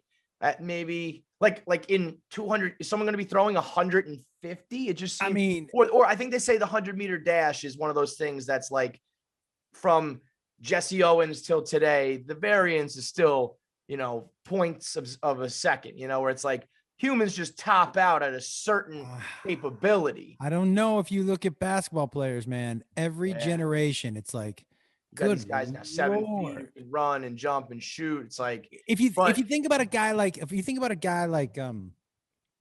Kevin Garnett, who was a complete unicorn. Yeah. And he's still obviously one of the best of all time. But guys like him are in the league now. Guys like him who now can just shoot the three. Like, and I can do this, and guard 1 through 5 and do all of that stuff. And I think a guy I think a guy like Lamar Odom would have had a better career right now than he did back then. Certain guys that were just kind of born in the wrong era. Even like I feel like they say that about Bernard King with the Knicks, where it was like he was just not the, it's like Marty McFly when he's singing Johnny Be Good. He's like, you get, you're not ready for this. Like your kids are going to love it though. If you were just in a different era where, you had to have your back to the hoop and you had to just back it down and lay it in. And these guys wanted to face up and shoot the ball. And, that's just not what was happening. And I liken porn stars and fucking to sports a lot, where it's like, porn stars back in the day, the girl who was like, spank me, it was like, whoa. I remember watching like a Jenna Jameson behind the scenes. And she was like, she was talking about like, they have to have a condom on. And like one time a guy, drip of sweat got on me, much like your chef at the diner. And she was like, and that's when I only did girl on girl porn from then on out. Cause I didn't, and I'm just thinking about today where it's like, they put your head in a literal toilet sometimes, So there's porn. Like if I could tell you the amount of the things that I've sent you or just the amount, I'm like, why is there so much poop in this porn people are sending me? Like, that's my line, man. Any is of the poop bathroom stuff I'm out on. I'm out. That makes me laugh. I'm out on any kind of injury. Like I don't need you sending me things with blood or bones breaking or shit. Okay, like here's a good like where do you fall for the generational thing? What about a girl like getting choked and slapped? Yeah, that's cool. Yeah, all right. You're like, I'm not fucking gay, man. A total pussy. By the way, I think right now, like if you went generationally with athletes, a guy like Allen Iverson, if you couldn't touch him, because you can't touch people, you think you have a hard time keeping James Harden away from the hoop. Like a guy like Iverson, who was literally thrown to the floor in under 6 feet. But that dude now, what's funny is, and this is where I try to be like, I try to be progressive with my thoughts about analytics and stats, not be one of those like old, like I just have the gut test. Try to be somewhere in the middle, because the stat heads in basketball will tell you that Allen Iverson, going out there and shooting 9 for 22 is, he's not efficient. He wouldn't be good for today's game. I'm like, but if you just plucked him out of 1997 and dropped him in, it might not work. But if he came up in this era with those skills and practiced and learned the way the game is now, forget about it. I do that with all of those hypotheticals. It's like, agreed. Yeah, Babe Ruth, if you dropped him in from 1905 or whatever, he'd probably get struck out every time. But if you had that raw talent with the training and the knowledge and the this and the that of today's era, that raw talent would be, still the greatest ever. That's when I hear when people are like, Jordan couldn't shoot the three. I'm like, he could have if he didn't need to. He wasn't, that was not the game. But if that's what was happening, he would have mastered that. Think of how many points he actually would have scored in an era where the 3-point shot was not frowned upon, right? Where you didn't have to be a specialist, where Oh you my weren't God. Craig Hodges, And whoever he the even fuck. kind of did it like, the first half of his career was slashing the hoop and ferocious dunks. And then by the end, it was like graceful fadeaways. So even in his career, he made he adapted to some extent. Had he just had a whole career of coming up that way, where Crazy. you're shooting the ball, you fucking forget it, dude. Now, listen, man, I love during football season, especially just You sending you Jets texts. son of a bitch. I mean, how many, I send them every now and then, like JETS, what the fuck? You love it. You love it. And you know what? I honestly, maybe this is a psychological, this is a thing that I do to Yeah. survive, but it's the cross that I bear. And I'm like, I love sports. And I want to ask your opinion about this in a second, about as you get older, if that love kind of fades and changes. But I love sports fandom, maybe even more so than the game itself. I'm Mhm. fascinated by how stupid we get and how obsessed we get. But within that world, I understand that there are the haves and the have-nots, and there are the guys who win and there are the losers, and that you need those people. It's like, every movie, you got to have the hero, but you have to have the foil. I am going to play this role for the sake of sports fandom so that you can get off on like pissing me off and upsetting me. Because without me, there is no, without light, there can't be dark, that sort of thing. And so I'm like, all right, this is who I'm destined to be. This is just, I was a born loser and I can't stop it. There's something lovable about it, dude. I will tell you this, when in 2004, when the Red Sox won, Mm-hmm. there was something missing in 2005. It changed. Yes. There just was something, even as a fan, there was something missing in 2005. Now listen, and for you guys, sure, but then even the rest of the league, where it was like, like we can't chant 1918 anymore. Fuck. yeah, The curse of the Bambino, it doesn't exist anymore. Fuck. And it changes like lovable loser. It changes how you're who am I? Mm-hmm. It changes who you are as a fan. Yes. And you know what else it changes for Jacob? So I grew up in an era where, Boston sports was, I mean, the Celtics did some stuff, but the Red Sox were bad. The Patriots were bad. You know what I mean? The Bruins were whatever. And I grew up expecting my teams to lose. Right. Jacob he expects them to win. How old is he? He's 20. He turns 24 this month. So that's actually perfect, because when you're real young, ages 0 through 6, 8, even like 10, you can't experience it, know it. But his cognizant, alive, awake years have all been greatness. Can you imagine that, dude? Like, think about your. No, clearly, I mean, no, it's not.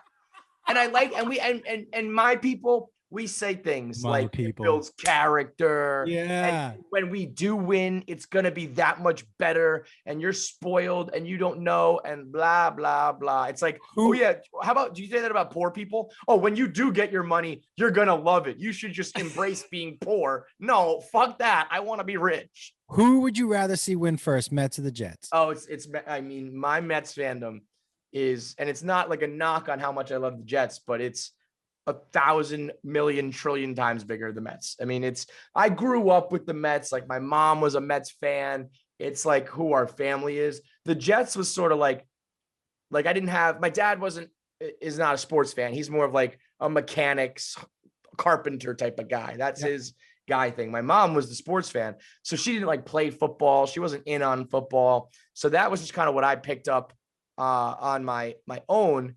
And I picked up the Jets because it's just like, that's who you are. It's what you do. I don't get the people who mix and match in New York, where it's like, what about you're the cocky Yankees fan in the summer, but then you flip the calendar and you become the like asshole loser Jets. It's, it's like, and that's why Boston all being good at the same time. Like, it was weird when you were the lovable loser Red Sox fans, but you had won a Super Bowl already for the Patriots. It was like, it doesn't jive, Do you know what's funny though? walking in New York with a Red Sox hat on pre 2004 and post 2004 was a different animal. I bet. It was because pre 2004, people were like, "Hey, man," they were kind of joking with you, Yeah. But once you had the oh, goods, you could put over those. Yeah, and that's back when it was some bad blood, like where wearing a hat, you had to think twice, like, can I wear this to this bar? Can I wear this in this neighborhood? Okay. I think people who fight over sports are some of the dumbest motherfuckers going. I think if you're fighting another human over a game that some grown men are playing, by the way, grown men who could give a fuck about you, right? Less than a fuck. Like they're making money. That's their job. I know you're rooting 100% for, fucking Jeter, whatever. Yeah. He could give a shit about you. So the fact that you're fighting another human being, right, makes me really laugh. But you miss it. I don't want to do it. I want them to do it. I will tell you when I say I hate, say I hate A-Rod. I don't hate him as a human. I don't fucking know that dude. But I think hate in sports in that context is super healthy.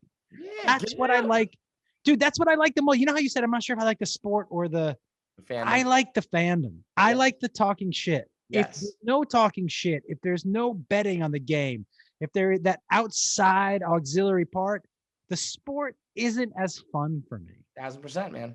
Because I mean, it's like the secondary market of, it's like this thing happens, but then the way we can interact in it, like you could play sports when you're a kid, but once you can't play it anymore, the only way you're going to have your own interaction is by loving and hating and talking shit. And that's why I can't stand. That's why I have a real problem with the Patriots fans who jumped on with the Bucks, because there are rules of engagement and it's all stupid and it's all made up. So like when Patriots fans say to me like, well, dude, I just love them. And like, it's all I ever knew growing up. So I'm going to root for them. I'm like, okay, yeah, because this is all made up. We're talking about rooting for a guy who runs a ball across an imaginary line. It's all dumb. But if you're going to buy into it and we're going to do this thing of sports fandom and banter and shit talking, you have to play by the rules. Because if I had known you were just going to go, I don't really like the Patriots anymore, I like the Bucks, well, then I wouldn't have given a fuck when you won as a Patriots fan. I would have said, yeah, you're just a fair weather fan. Instead, it crushed me on the inside that you won so much. And then when it was finally, Josh, it was finally your turn to be the loser, because we've all got to take a turn to the blender. Take it. You got to take it. Said, no, I opt out. I agree with you. Fuck that. You got to take it. Here's the thing. Like when people have asked me, are you rooting for Brady during the season? I'm like, look, I'm not rooting against the guy. I'm not rooting against him, but he doesn't play on my team anymore. Like, so. But what did Jacob think? Because Jacob had a life before him, Jacob, Patriots fan. He didn't. Okay. Cause I feel like a lot of the young ones are like, Patriots fan. Jacob's a Patriot. I realized I'm a Tom Brady fan more than I am a Patriots fan. He's a Patriots fan. Now, who were we rooting for in the Super Bowl? The Bucks. Right. If you're going to ask me to choose. And also as a Patriots fan, part of that goes with the legacy of this dynasty.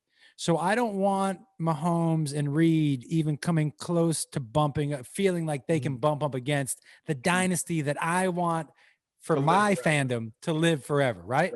So I was actively rooting against Andy Reid and Patrick Mahomes, but like, I'm not a Bucks fan. I am a Gronk fan.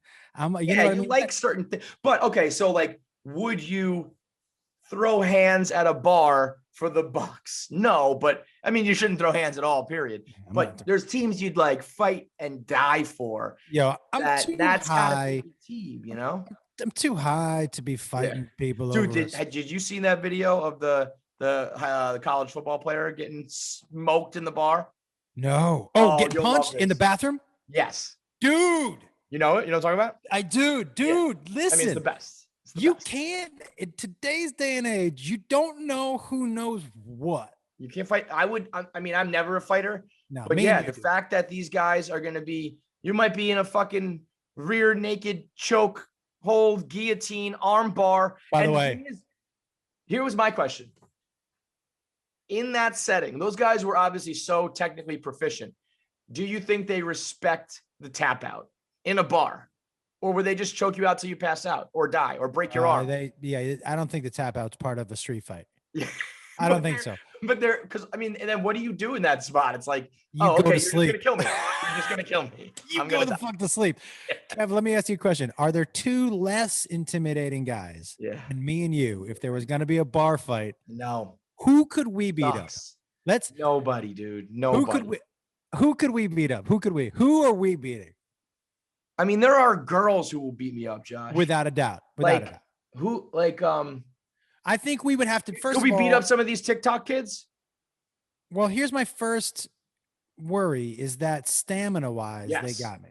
Right. They're just gonna be quicker than I am. I'm an old slow guy. They're gonna they're not strong, but they'll just run circles around me and jab me in the face a couple times. How many times do you think, even if it didn't knock you down, how many times do you think you could mentally withstand getting punched in the face before you're like, I'm out? I'm done. Like one, dude. What do you, aside from like protecting your children? Yeah. What do you care enough about to get your face beaten in? You know, your girl and your kids, right? Yeah. But like if I had like a stack of my like net worth right there, not all of it, because maybe I would fight for like my last penny. Yeah. But if it was like, there's, 10 grand of your money and this guy, he's going to fight you for it, I'd be like, I can make that up in another way. Yeah. Like I'll do another podcast or something. You know what's never going to get me to fight? I love it when people think like, what are you, a pussy? Yeah. Oh. Yeah. But I never understood in Back to the Future, the whole, you're a chicken. Yeah. Like, and he has to fight you. And I don't fucking care, man. Well, you're not 5'4", Michael J. Fox. You know what I mean? Maybe. Yeah, I guess that's, I don't have that Napoleon complex, I guess. I always thought if I could fight, I wouldn't fight. But how awesome must it be when you walk in a room, a bar, a party, a club, a business meeting, whatever, and you just have the certified guarantee, if shit goes down, I can beat every motherfucker up here. I'm going to ask you a question. Ready? And by the way, I had asked Brendan Schaub, I go, what percentage of people on earth can you beat up? I mean, it's got to be like 99, right? That's what he said. He said, probably 9. Isn't that crazy? I bet you and I are somewhere around, counting kids and old people, 37%. That seem right? Yeah. Kids and old people? Oh, my kids so bad. You and I. Yeah. The last time I was in a fight, I have a buddy who's paralyzed. He's in a wheelchair, and this guy, we lose to him in a fight. Huh? You lost to him in a fight? Almost. So he also had the tendency to run his mouth a little bit. So we were at a bar, and it was like outdoors, or there was a big open window. So this guy walked, not homeless, but just like a little crazy kind of, walked by, and he walked by a couple times. My buddy mouthed off to him. Then a little bit later, we're in the bar kind of now. And this guy comes into the bar and like grabs him by the shoulders. And I think like threw a couple punches. So me and all my friends are like, fuck this guy. He's picking on our like paralyzed friend. So we grab him. He has a couple guys with him. It like spills out into the street. And none of us know how to fight, but we're kind of just rolling around and scrapping. It was almost like when you're in a cartoon and there's just that ball of dust and arms and legs are flying out. All of a sudden, I'm like in a chokehold, and I'm like, fucking get off me. It was one of my friends was grabbing me because it was such a melee. And I was like, dude, I had just like relatively recently had shoulder surgery. And I was like, we are done, dude. We are never doing this again. Get out of here. We are not built for this. No, we're not. Now I'm going to ask you a question, dude. If you had a skill, these are your 3 options. You can fight better than everybody else. Mm-hmm. You can fuck better than everybody else. Those are the 2. I was gonna go athlete, but we already have those people. But this is something that's known by everybody. You can fight better than everybody else, or you can fuck better than everybody else. This is a well-known. To be honest, I joke around a lot, but I think I fuck pretty good. Now, what makes you say that? Just enough experience at this point and like feedback And from You, kind of like you get Yelp reviews? What do you mean feedback? yeah, I get like the 5-star Uber rating afterwards, you know. And I've hey, on your way out, can you fill out the comment card? I'm just trying to make sure I get. You give me 5 stars, I'll give you 5 stars. Okay, yeah. Cool. But it's not. The thing is, it's not what you said's important. It's got to be publicly known. Public. Because I do think I do a solid job, and maybe there's some talk amongst girls, but it's not like on the internet, like, oh yeah, KFC from Barstool, he can fuck, so that everybody wants to hang out with me and fuck me. I think when you can fight, it is something that is, it's more. But I guess if we're going with the caveat that everybody knows. Can I still think I'm taking fighting. I still think there's something primal because I agree. Like you can get by without either of these things, but I can get by doing an average job in bed.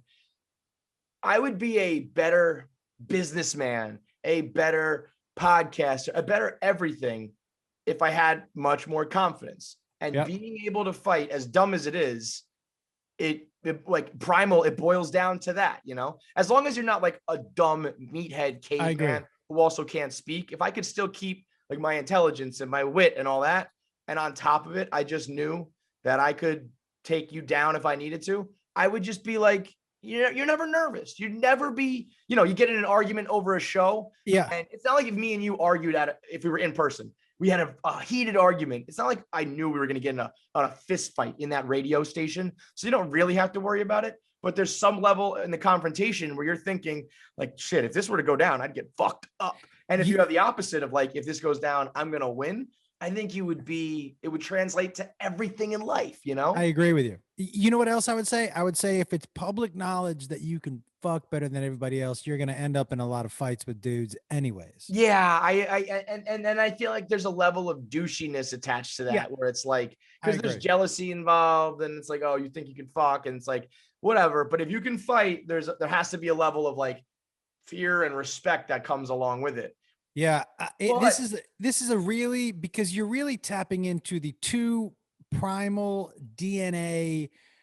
When you boil down humanity, hunter-gatherer type for men, like which one of these two is more important for you? And really fucking good. Like, I don't think cavemen were worried about the cave woman come. I think they were worried about making that baby stick. Yeah, that was about it, you know. Whereas, like, you do have to worry about your performance in the battle with the other tribe. Yeah, that's interesting. You tap into that. It's still all of that shit. As modern as we've gotten, and as intelligent. I mean, everything's going digital, and who knows? Being good at fucking in the next few years is probably going to mean like you can do something on your cell phone with VR technology. You know what I mean? Right. But like, I think our behavior will just always be still ruled by, you know, we want to fuck and we want to fight and we want to hunt and we want to get, you know, all that shit. Dude, I was down on 6th Street in Austin this past week. I was doing a show down there, right? And I was walking around and I was talking to a friend of mine, Kenny Garcia, who's a comic. And I hadn't been out on 6th Street or any place like that, like a Bourbon Street. And what really struck me is I remembered there's that point in time in your life when you go out on a Friday or a Saturday where you're basically, I'm either fucking or fighting tonight. That's basically it. Like, it's filled with a street filled with dudes who are like, fuck, fight, fuck, fight. Yeah. It was just, you could feel the testosterone, just like, fuck, fight. Which one of you? Fuck, fight, fuck, fight. It was bananas. I was like, I got to get off this street. I'm so out on that. Like, I don't know if I barely go out now, and I don't even miss it. Like, I don't even want to go out. Maybe does it come back around where eventually like you miss it so much you're like, let me do it for old time's sake. To me, it's like I did this, you know, I started early because we had fake IDs, and the town I lived in for some reason was letting us in the bar at like 15. So for like 20 plus years, I've been doing the bars and that whole scene. And eventually it was like, all right, I've done this probably 10,000 times. Yeah. I just don't need to do it again. There's no more FOMO. It's like, oh, what happened last night? Whatever you're about to tell me, I've done on some level in some way. And I just don't need the hangover. I don't need to pay the money. I don't need any of the dramas. You know, I just don't want to do it. It's not like, oh, I can't and I wish I could. It's like, I just don't even want to. Well, you know what I enjoy, and look, I've been married for a bunch of years. And so why am I do enjoy, and I don't drink anymore, but I do, you know, how much I enjoy getting high. Dabble. And Yes. so I do that at my house, man. And I've been taking a bunch of mushrooms lately too. And so I just do it at my house and it's fine. You'll just take some shrooms and sit on your couch. Dude, I take mushrooms every Monday night and I turn on my camera and I live stream it. Yeah, that's one thing. If you do it for work, what a life, huh? You ever sit back and just be like, you know what? No matter what, this is pretty good. Like I could take mushrooms for work. Every Monday night, That's sponsored, by the way. I put on these sunglasses. When I see those glasses come out, I'm like, Josh is doing the damn thing, baby. He's doing it. Do you get money for that, or is that just for fun? Both. There are sponsors that are just cool with the fact that this man is on hallucinogenics and it's all good. Can I show you the shoes somebody made for me? Yes, please. Custom kicks. So you know how much, and I've always gone with Puma, and and I on my Monday night show I give things away, like I give away a pair of Pumas every week. I give away weird gifts, like I happen to have these here. Like this is a belly button fanny pack. I'm not sure if you've seen belly button. That is disgusting. I get. This is you'll like this. I'll send this to you if you want it, dude. This is a breast milk lollipop. I give these away. You want one? I can send it to you. What's the market for that? It's niche. Fetish? Is it? Yeah. Is that for adults? Like who? Yeah, this is for adults. What else do I give away? It's niche. And people send you these things and then you regift them? Yes. And then there's this line of books, dude. Have you seen these books? These are children's books. They're called the name of the book company is Reach Around Books, and it's books like Put Tony's Nuts in Your Mouth. And Tony looks like Santino. Look at him. Yeah, that's the Red Rocket. There he is. But there's that one. There's Brenda's Beaver Needs a Barber. Oh my God. This one is my favorite, dude. Well, this is funny. Come swing with us. Is the whole book like is the whole book like one giant innuendo, like, or is it? Yes. Yeah. And but they're reach around books, and so I give these away. But it's the High Live, right? And I do it. It's called the High Live. Let me show you the shoes. This dude, he did the art for me. So you know, I like a Puma anyways, and I'm like, oh yeah, that's cool shit. Wait. Holy shit. How dope is that, dude? Wow, that's very cool. That is very fucking cool. Right? Like like spray painted on, or like let me tell you about this, and I'm gonna show you the other side because it's different. This dude, so he's on my stream, and his name's Jeremy Cash, and he was like, I'd love to make you some custom shoes. And I said, cool. And I started to talk to him some more, and he was like, yeah, I'm a paraplegic. I had a car accident. A motorcycle accident. And man, Kev, on a real serious note, I have been hit with more. Do you ever get bombarded with some things in life where you're like, but over and over again, like life is trying to teach you humility or gratitude or something like that? Do you know what I mean? Yeah. Where you're bombarded with it. Getting paraplegics? Dude, I have to tell you what's been happening to me. But first, let me show you. This is the other side. And that's so fucking dope. And it has my High Live thing on the toe. Honestly, that's like, I'm a big fan of, if you buy sneakers, you should wear them. But those are like, that's art, brother. I don't know if I'm going to wear. I'd probably put those on a shelf on the wall. You know, I'd put those up like behind me here, and I don't think I'd ever put those on. Those are fucking unreal. They're so cool. I'm actually going to wear them. The only time I think I'm going to wear them, I'm going to wear them for my special. I was going to say on stage. Maybe that's it. Those don't ever touch pavement. Those touch. Yep. And that's it. I think so. That's very cool. But dude, let me ask you. Okay, I had a chance encounter. I gotta get in contact with that guy. You gotta give me his contact. I'll pay that guy. I'll commission him to do some shit for me. That's fucking sick. I 100% will, dude. Yeah. It's the thing is called the sneaker division, but I'll get you his contact. So, man, as I get older, I believe some more and more that there's less chance encounters. Right? Mm-hmm, mm-hmm. And there's been about 11 days between this happening and now. So I know I'm not going to weep like a fucking baby. Like I was almost 3 days in a row. I could not control my emotions, dude. So I'm walking down the street with my dog. And I walk. If you and I are walking down the street and it's a residential street and it's just me and you, I'm gonna say hello to you. That's just the person I am. I've always been. I don't buy into that. We're human beings. We're crossing paths. We don't have to make out, but let's acknowledge each other like people. Sure. And so I passed by this woman, and we're both wearing our masks. And I go, "How you doing?" She goes, "Good." I go, "How's your day?" She goes, "Really good, really good. I'm having a good day." And she pulls down her mask, and I recognize her. She's a woman I see panhandle every now and then at Kroger, and she's got like 2 teeth and a bunch of halvesies.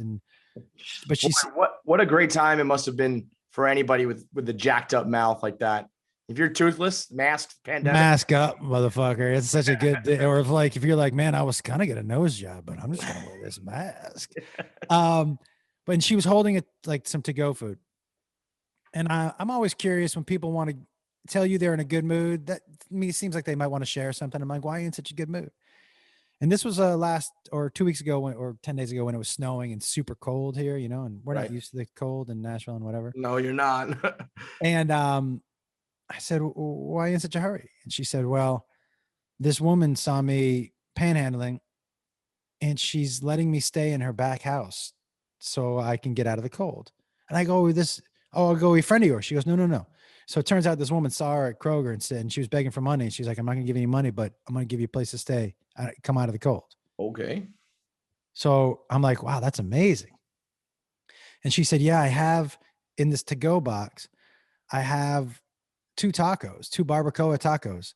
And she said, I've been saving up for 2 days and I finally saved up enough money to buy us each a taco. I really want to share a taco with her and thank her for giving me a place to stay. And I was like, so it struck me right away that there was this woman who had nothing, dude, who gave everything she had to sit with this other woman. It was so important to her to feel like a human and not just buy this other woman a taco, but I want to share this taco with her. And the happiness and the pride, she was so happy. And you know what struck me, Kev, the most? What does she know about life that I don't? How come she's happier in this moment than I can remember being in the last 20 years of my life? How come she's more proud of herself for buying this woman a taco than I've been of myself? Do you know what I mean? Like, for all that you've achieved and all that you've done, it doesn't matter. What am I missing about life? Yeah. What does she know that I don't know? And it affected me, dude, in a way that I can't explain to you.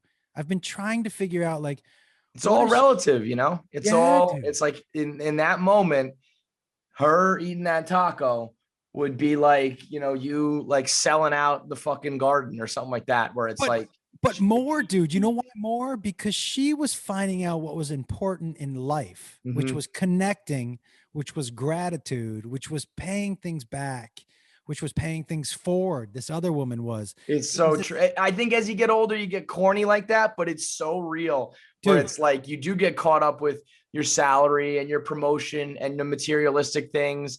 And because providing is important and you have to do that. But then because there's just always somebody with more than you, who makes more than you, who can provide more than you, who's cooler than you, who's better than you. So once you finally kind of accept that, you're like, well, that's never going to satisfy me. But dude, that's the thing. But what will satisfy you is that feeling like she just had. Here's what it was. She wasn't constantly looking for the next thing. Right. She was living in the present. Living in her happiness. Yes. And so that's something that I was like, I was so envious of this woman, dude, where I was like, how do I feel like that? Where do I find that pure? You know what is wild? You just talked about how the universe is like sending things at you. That story you just told me, you used the word, or I said it, but you meant it, present and gratitude. Yeah. I just a couple of days ago spoke with my buddy. It was like, I used to live with him in college, good friends, but we haven't talked in months just because of life, And so we had like our 1.5 hour long conversation to catch up on everything. And he was talking about just like what he's learned in life. And he was like, I have like these 4 principles I live by. And 2 of them were live in the present and feel gratitude. And what I'm going to do is to go along with this interview, I plan on doing like a solo bit where I was going to talk all about that. And how does that happen? How do I have this conversation with him 2 days later, have the conversation with you, and they are completely based on the same exact principles at the same exact time. If that's not the universe telling me something, I don't fucking know what is. You know what I really think it is, man? I think we have collectively as a country or become such a selfish me, and so much of it has to do with the phone, right? I'm constantly looking down to see it, how many followers I have. Am I being validated today with my likes and all this shit, right? And we're lacking that living in the present, and we're lacking the gratitude because we're constantly chasing the carrot. And so I think it's going to come up for a lot of people, dude, because I think we've gone away from it so much. Do you know what I mean? And I was so happy that this woman, and then the people, dude, the people on my stream, because I told the story on my stream the day it happened, they raised over $800 for her. Wow. Yeah. I mean, it depends on if you've reached that kind of breaking point where you're sick of like the phone and the me and all that, you do start to realize, and you do nice things like that. I think it really depends on where you're at in life, where there is a time in life where it is about you and you're on your grind and you should be ambitious. And then when you lose sight of everything though, you got to like come back around. I feel like you get that with age and wisdom and all that kind of shit and experience. You know, you have some ups, you have some downs, you go through some shit that makes you realize this is what's really important. But I think that's like a level of nirvana, or, you know, like a higher understanding when it's all about truly, you know, like you can say it. Oh, I know it's important, but until you live it and really mean it and like let go of that other shit, when you do that, I think that's when, you know, you stop worrying about the followers or the haters or the, you know, lack of success or whatever it is that's eating at you, when you realize it's not that important and really realize it. Yeah. You're kind of untouchable. It's like, whatever. Don't you sometimes wish you were kind of like a dumb, unambitious, if that's a word, simpleton who's just like, I don't know, man. I wake up and like I do some construction outside. I do some manual labor. I feel accomplished because it's like build this thing and I did it. And then like, you know, take care of my kids, put some food on the table, maybe have some sex with my wife. And I'm just like happy. And that's all I need in life. Yeah. I mean, it's all about, you know, maybe you could achieve more and maybe you can, maybe you do, maybe you don't. But if all you need is like the simple stuff in life, oh, it would be great. To me, I'm like, I gotta like make sure this show has enough downloads and this account has enough followers. I gotta sell enough t-shirts. I gotta make sure I'm high enough on these charts, and I compare myself, all this shit. That's just like, I do wish, dude. Who cares? I do wish. And I don't think it has to do with them being not ambitious. I just think that the goals are different for some people are just more, they're simpler. Right. They're like, this is what you know, what makes me happy is getting up and doing my job, providing for my family, and going and watching my son. I mean, even just me saying that there's a lack of ambition is kind of like me proving the point of that I'm like an asshole, like by even thinking that way. But I think it's almost like, if you have an understanding, my ambition, quote unquote, is unachievable in a way. Because like I said, every time I've gotten to that level, I just want the next level. So if you recognize that your ambition is kind of pointless because you'll never be satisfied, you should switch your ambition and focus on something that is achievable and attainable. Dude, if you think about, let's just think about your career, and let's think about all of the podcasts that are out there. There's got to be, if we were gonna guess the number of podcasts that exist. This is fun. Okay, are we gonna go world or just the United States? Let's go United States. All right, I would bet you there are there 100,000 podcasts? I was gonna say between 100 and 150. That would be my guess. Okay, because I mean, there's so many people who just do it with their buddy, even, you know what I mean? Like, I would bet you, dude, that you are in the 1% of that. I would hope. Yeah. I think you are number wise. And it's still, and it's not, you know, in my mind, I'm like, well, but let's break this down. The 1%, that is about as good as you're gonna get, man. Right. And so, but do you ever think about, and I'm not talking about being complacent, But do you ever sit back and just enjoy the fact that at your young age, Nope. Never. And that to me is part of the problem, right? I know. I said it a couple weeks ago. My new mantra is that life is a swimming pool. You grow up your whole life. You want to have a big house with a swimming pool. And then every person who has a pool says the same thing. I never go swimming. I never use that pool. I'm never in there. It just sits there. It's just a money dump. It's, whatever. And I was in my pool twice, dude. Right. But before you had your pool, you were like, I got to have a swimming pool for me and my kids and, for the neighborhood. Pool parties. Status, pool party. Yeah. And you never use it. And so I say either A, use your swimming pool and enjoy what you've achieved, or change your goal to be that I don't need a swimming pool. I need, a room in my house for my family to hang out in, or whatever, something different, like with a different ideology in mind, because you don't ever take the time to recognize what you've done. Yeah. And you know what, though, I would even say this and I tell Jakey, right? I'm like, you have to sit in it. He's like, but I don't have any success to sit in. I'm like, yeah, but take a moment to sit in the time of your life that will never come around again. So right now, what you should be sitting in is the fact that you can just go have some fun. Enjoy that time. Right. Whatever that period. Isn't that the ultimate thing in life? It's like, if you could get your younger self to have recognized how easy that life is, how good you have it. It's like youth is wasted on the young, or you don't know what you got till it's gone, or whatever. But I used to think, I don't have enough time to do that. I'm too busy. Yeah. And I look back and I'm like, I literally didn't have one thing to do. But and I'm sure when I'm 45, I'll look back at 35 and be like, you thought you were busy then? Yeah. But I can criticize my 20-year-old self, but I can't get my 35-year-old self to live in the present and recognize what I have. Think about this. No matter where you are in your life, whoever's listening, so I'm sure you got some 21-year-olds listening, no matter where you are in your life, that is the only time in your life you are afforded these things.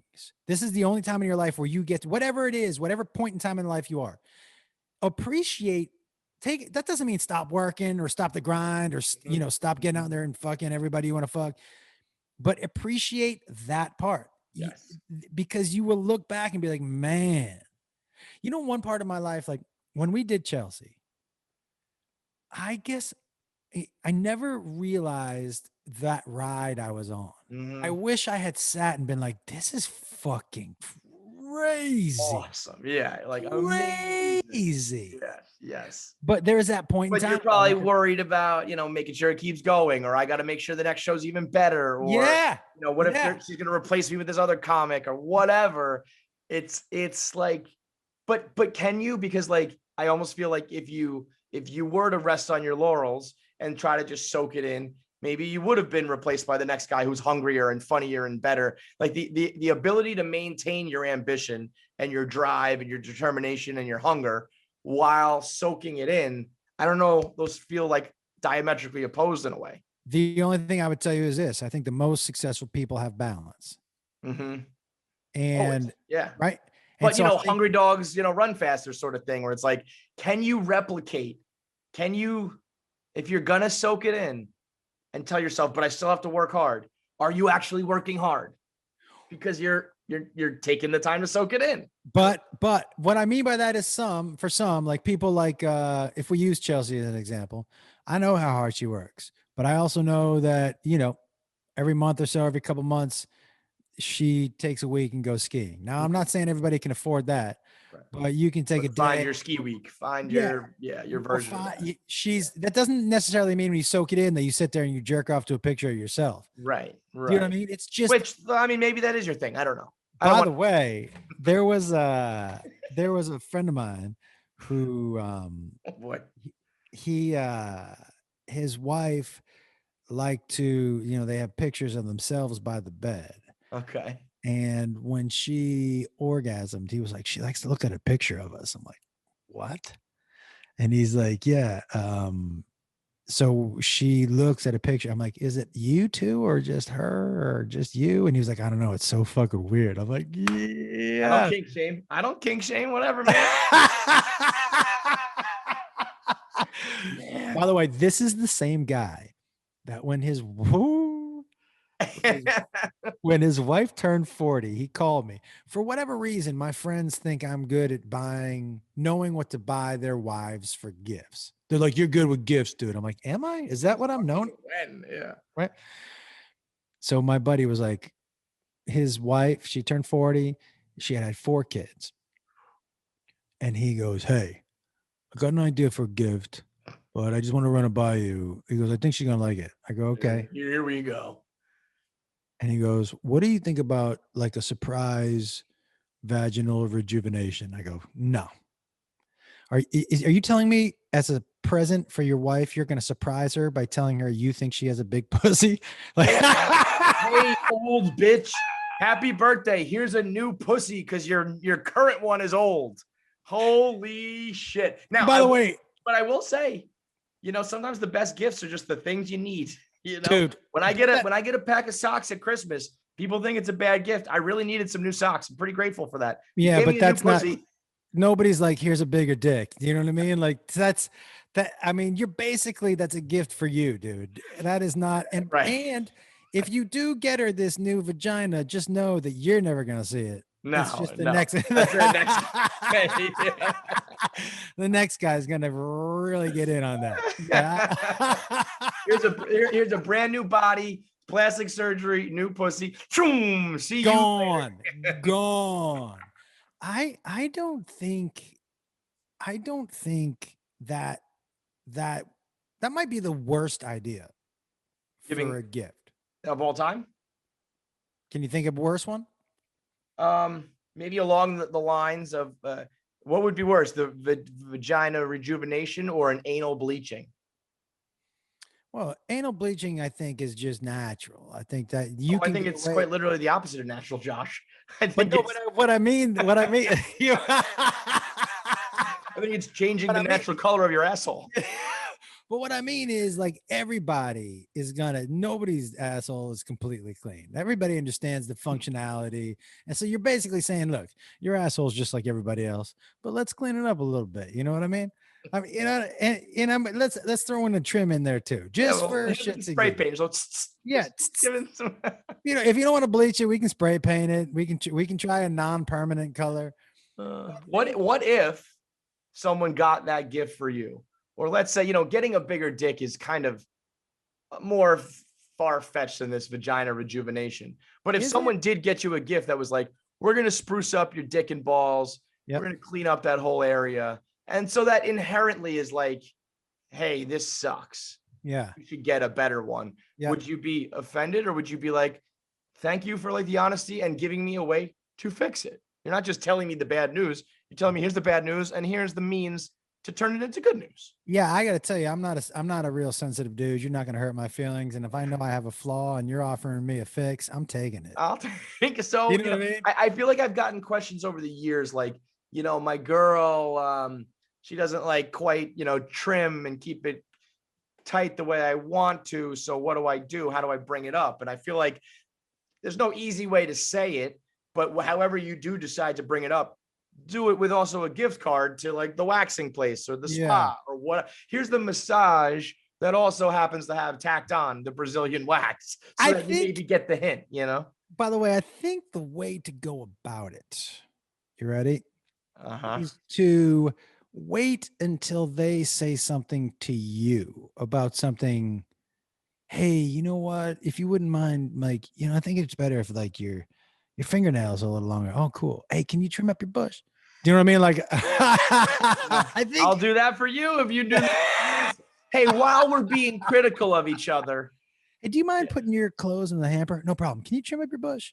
I think it's something like that. But that is inherently why, those are things you just don't do to your friends. You would never just pick out a friend's flaw and be like, I'm going to tell you about that. And I'm going to encourage you to fix it. But I'm going to tell you, something you're really insecure about. But you do that to your partner that you're supposed to love the most. You know what I mean? Like people are like, you need to go to the gym, or you need to change the way you dress or whatever. It's like, no wonder why we each other now. No wonder why we broke up. No, I can't imagine saying to anybody, let alone my wife. Hey, you put on a couple pounds. Right. Or What even like the that's so fuck? harsh, but like, the idea of like my partner challenges me and makes me better. It's like, okay, that's good. You always want to be getting better as a person. But does your partner like pick out things about you and tell you they suck and make you change them? And like, That's tough where one. does that go from you pushing me to be better to like you're just changing things about me that you don't like? Yeah, I think it's always thought it's kind of unfair. Like when you get in a relationship with somebody, especially somebody you marry, and you're like, I want to marry you. And then you get married and you're like, now time to change. You're like, wait a second. Wait. You married me. And you're like, You yeah, but can't, you don't drive off the lot with a like a 2-door and then be like, you're gonna yeah. trying to make this into a 4-door. It's You're like, just, wait, is it this a doesn't. convertible? Yeah, you bought it. Like, Well, I no, it didn't want the very top clearly to come isn't. down. It wasn't a convertible when you bought it. It's not gonna be a convertible ever, dude. That's that's crazy to me. That's why the whole system's broken. I'm gonna ask you a question, man, and I think you'll know the spirit in which I'm asking it. Uh-huh. I know you're not happy the way things went down, Yes. but the kind of Teflon skin that you developed, Awesome. are you happy that aspect of learning kind of what's important and whose voices are important and what's Definitely. important to, is that like, are you happy you learned that lesson? There is a part of me that I think is maybe it's like a little bit of a defense mechanism. Maybe it's like I'm trying to spin zone it, but I feel like I've gone through some shit. You have. And part of me is A, proud, and B, almost like in a morbid way, like I find it kind of fascinating that I've gone through some of the best that life has to offer now, like Barstool blowing up, and I have my own show. And one time we're on the billboard at the NASDAQ, things that people like would never, ever achieve. I'm like, wow, I got to do that. But I also went through some shit in life that, a lot of people don't have to go through that horror, and I'm like, wow, I have lived life like already. And I've gone through some things that a lot of people could never even imagine going through. And part of me is like, when it's all said and done, good or bad, I'm going to be able to say like, I went through the fire. I went up, I went down, I went left, I went right. I did it all.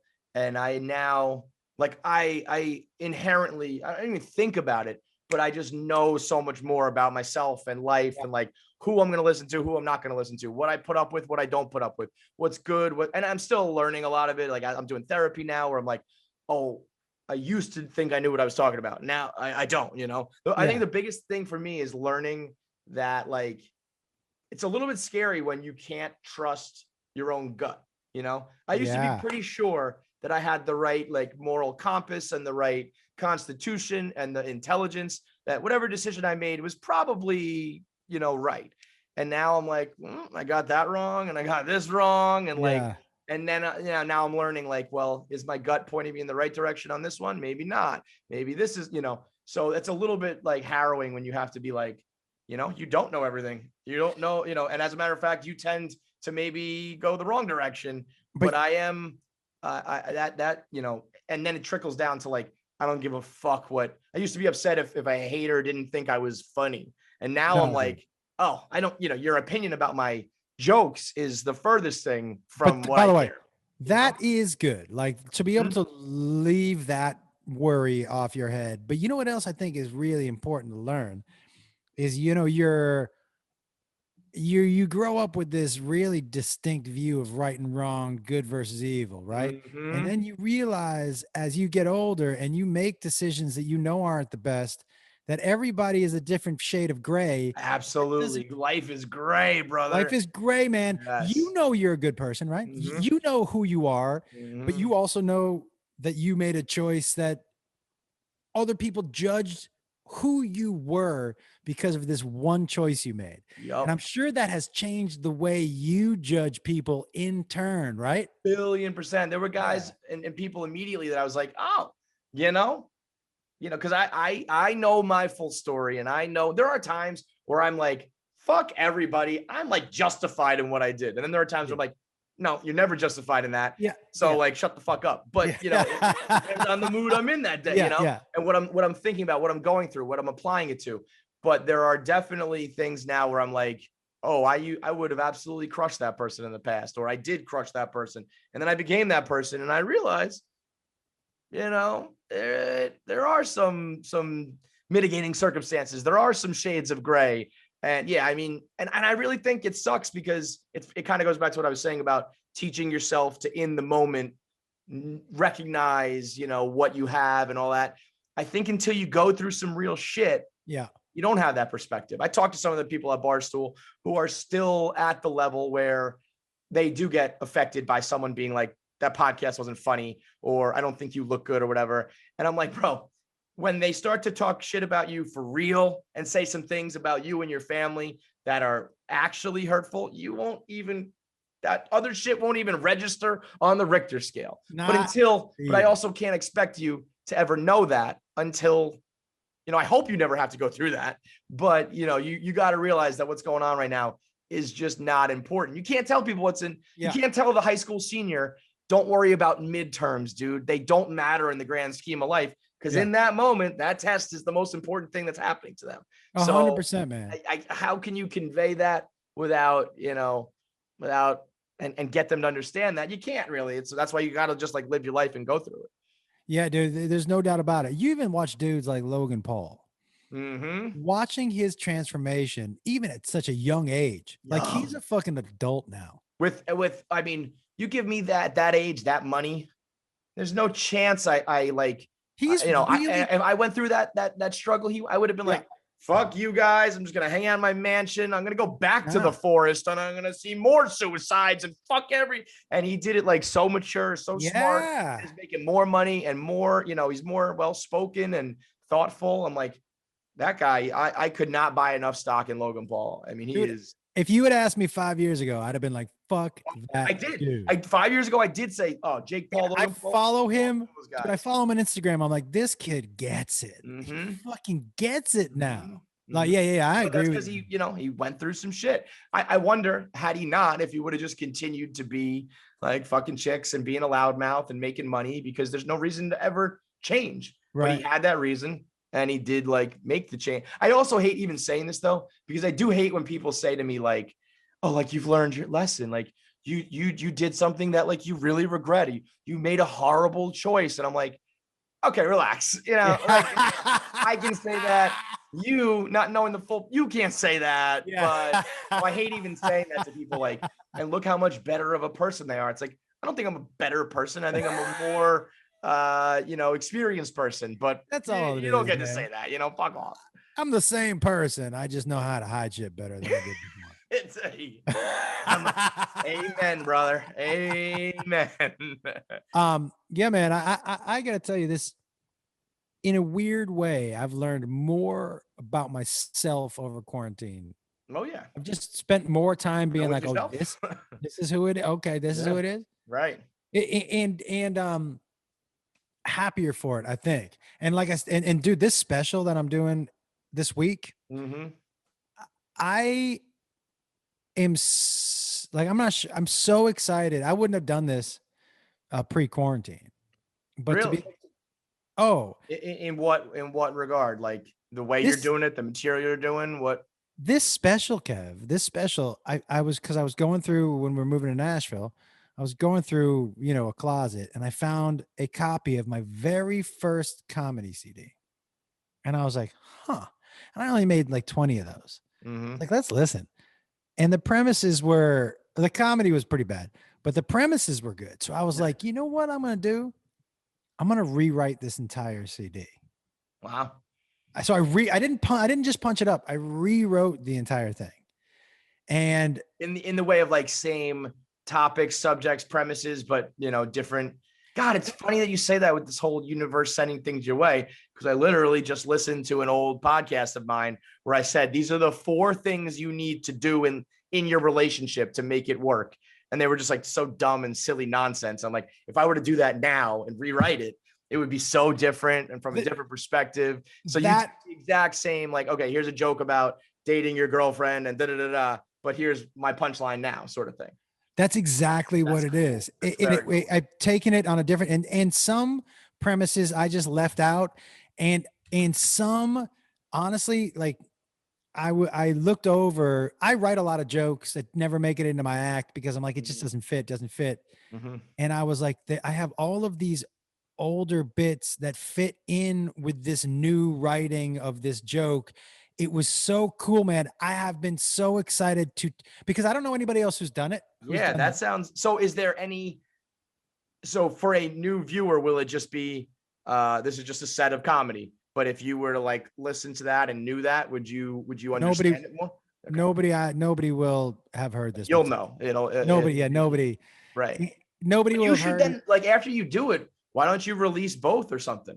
Or have it edited where it's like, here's the old, here's the new, you know? I think that's what I'm going to do. Yeah. And you know what else I'm doing on this one, man, is I'm not doing what most folks do and what I've done with my past specials, which is, record 2, 3, or 4 of them and then cut them together to make the best. I'm streaming it live, one take. Yeah, fuck it. We'll do it live.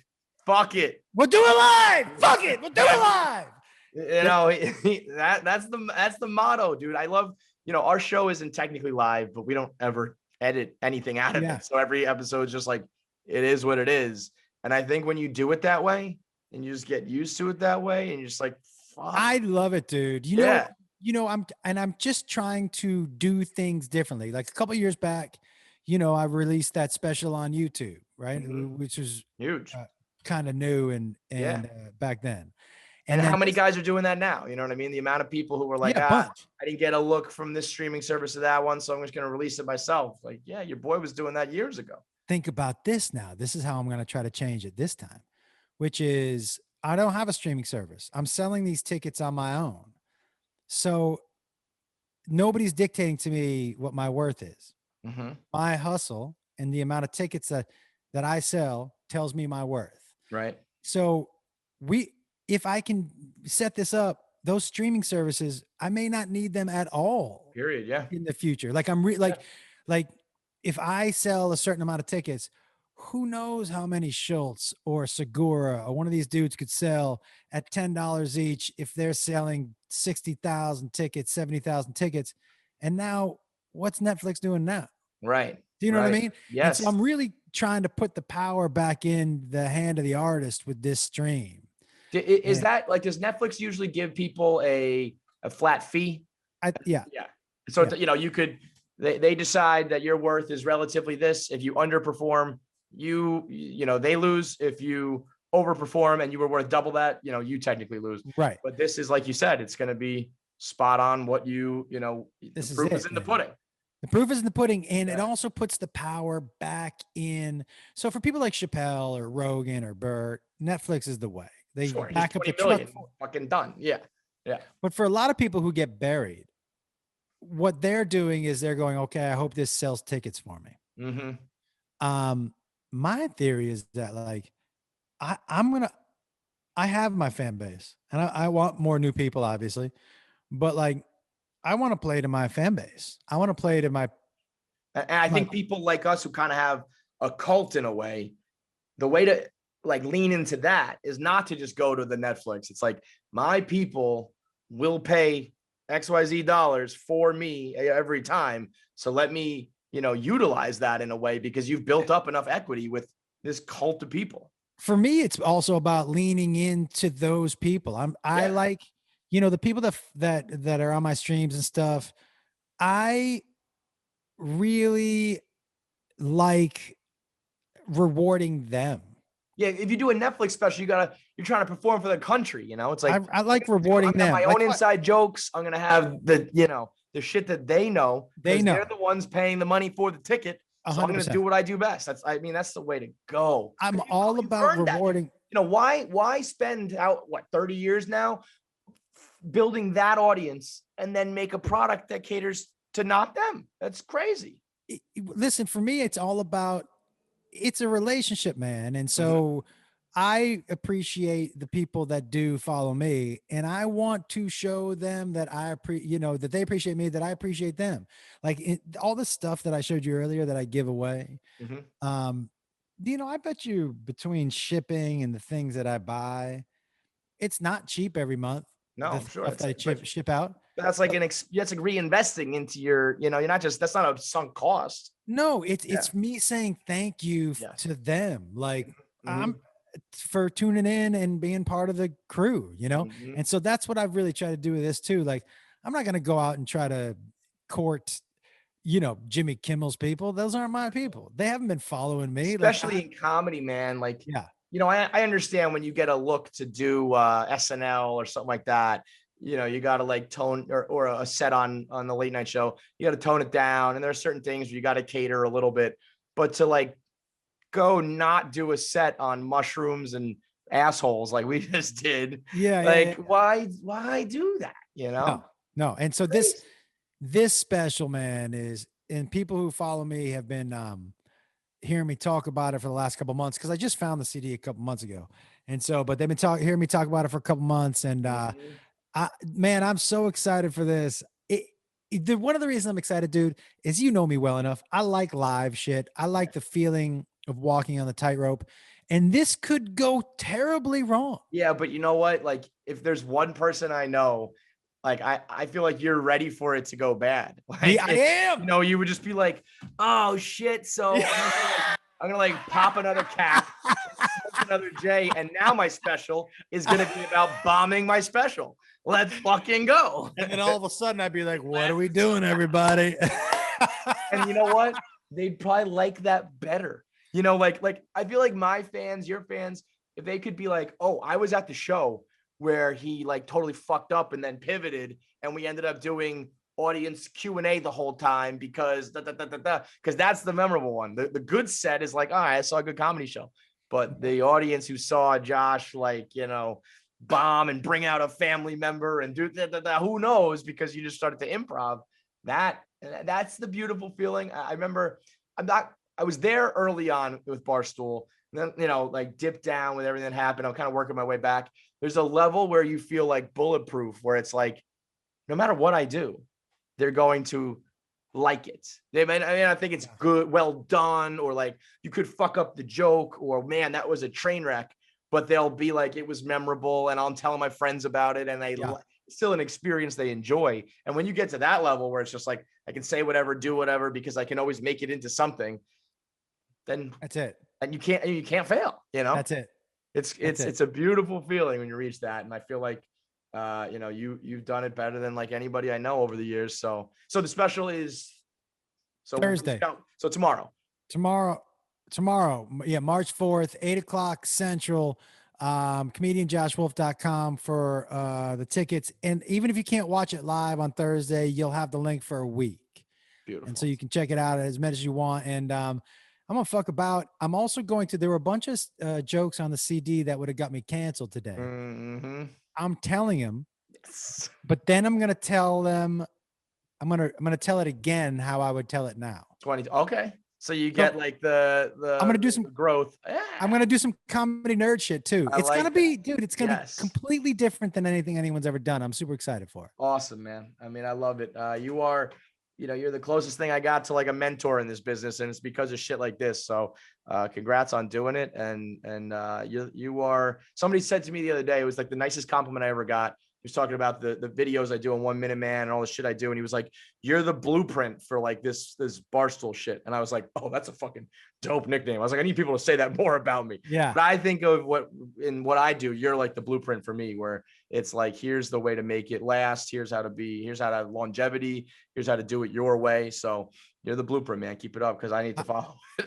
I appreciate it, man. And I've always said to you that you're doing something completely different than anybody else over there. And that's what I'm trying to do. Yeah. That's why I think I'm going crazy, because there's nobody to fucking turn to. No, but that's I'm all alone in the deep end here. It's what makes people find you, right? Yeah. You're by yourself there. Yep. You're a different voice there. It's what makes you stick out. Just keep doing what you're doing, dude. 100%. Thanks, homie. I appreciate it, man. We'll see you next time. All right. All right, brother. Thank you so much. Have a good one, dude.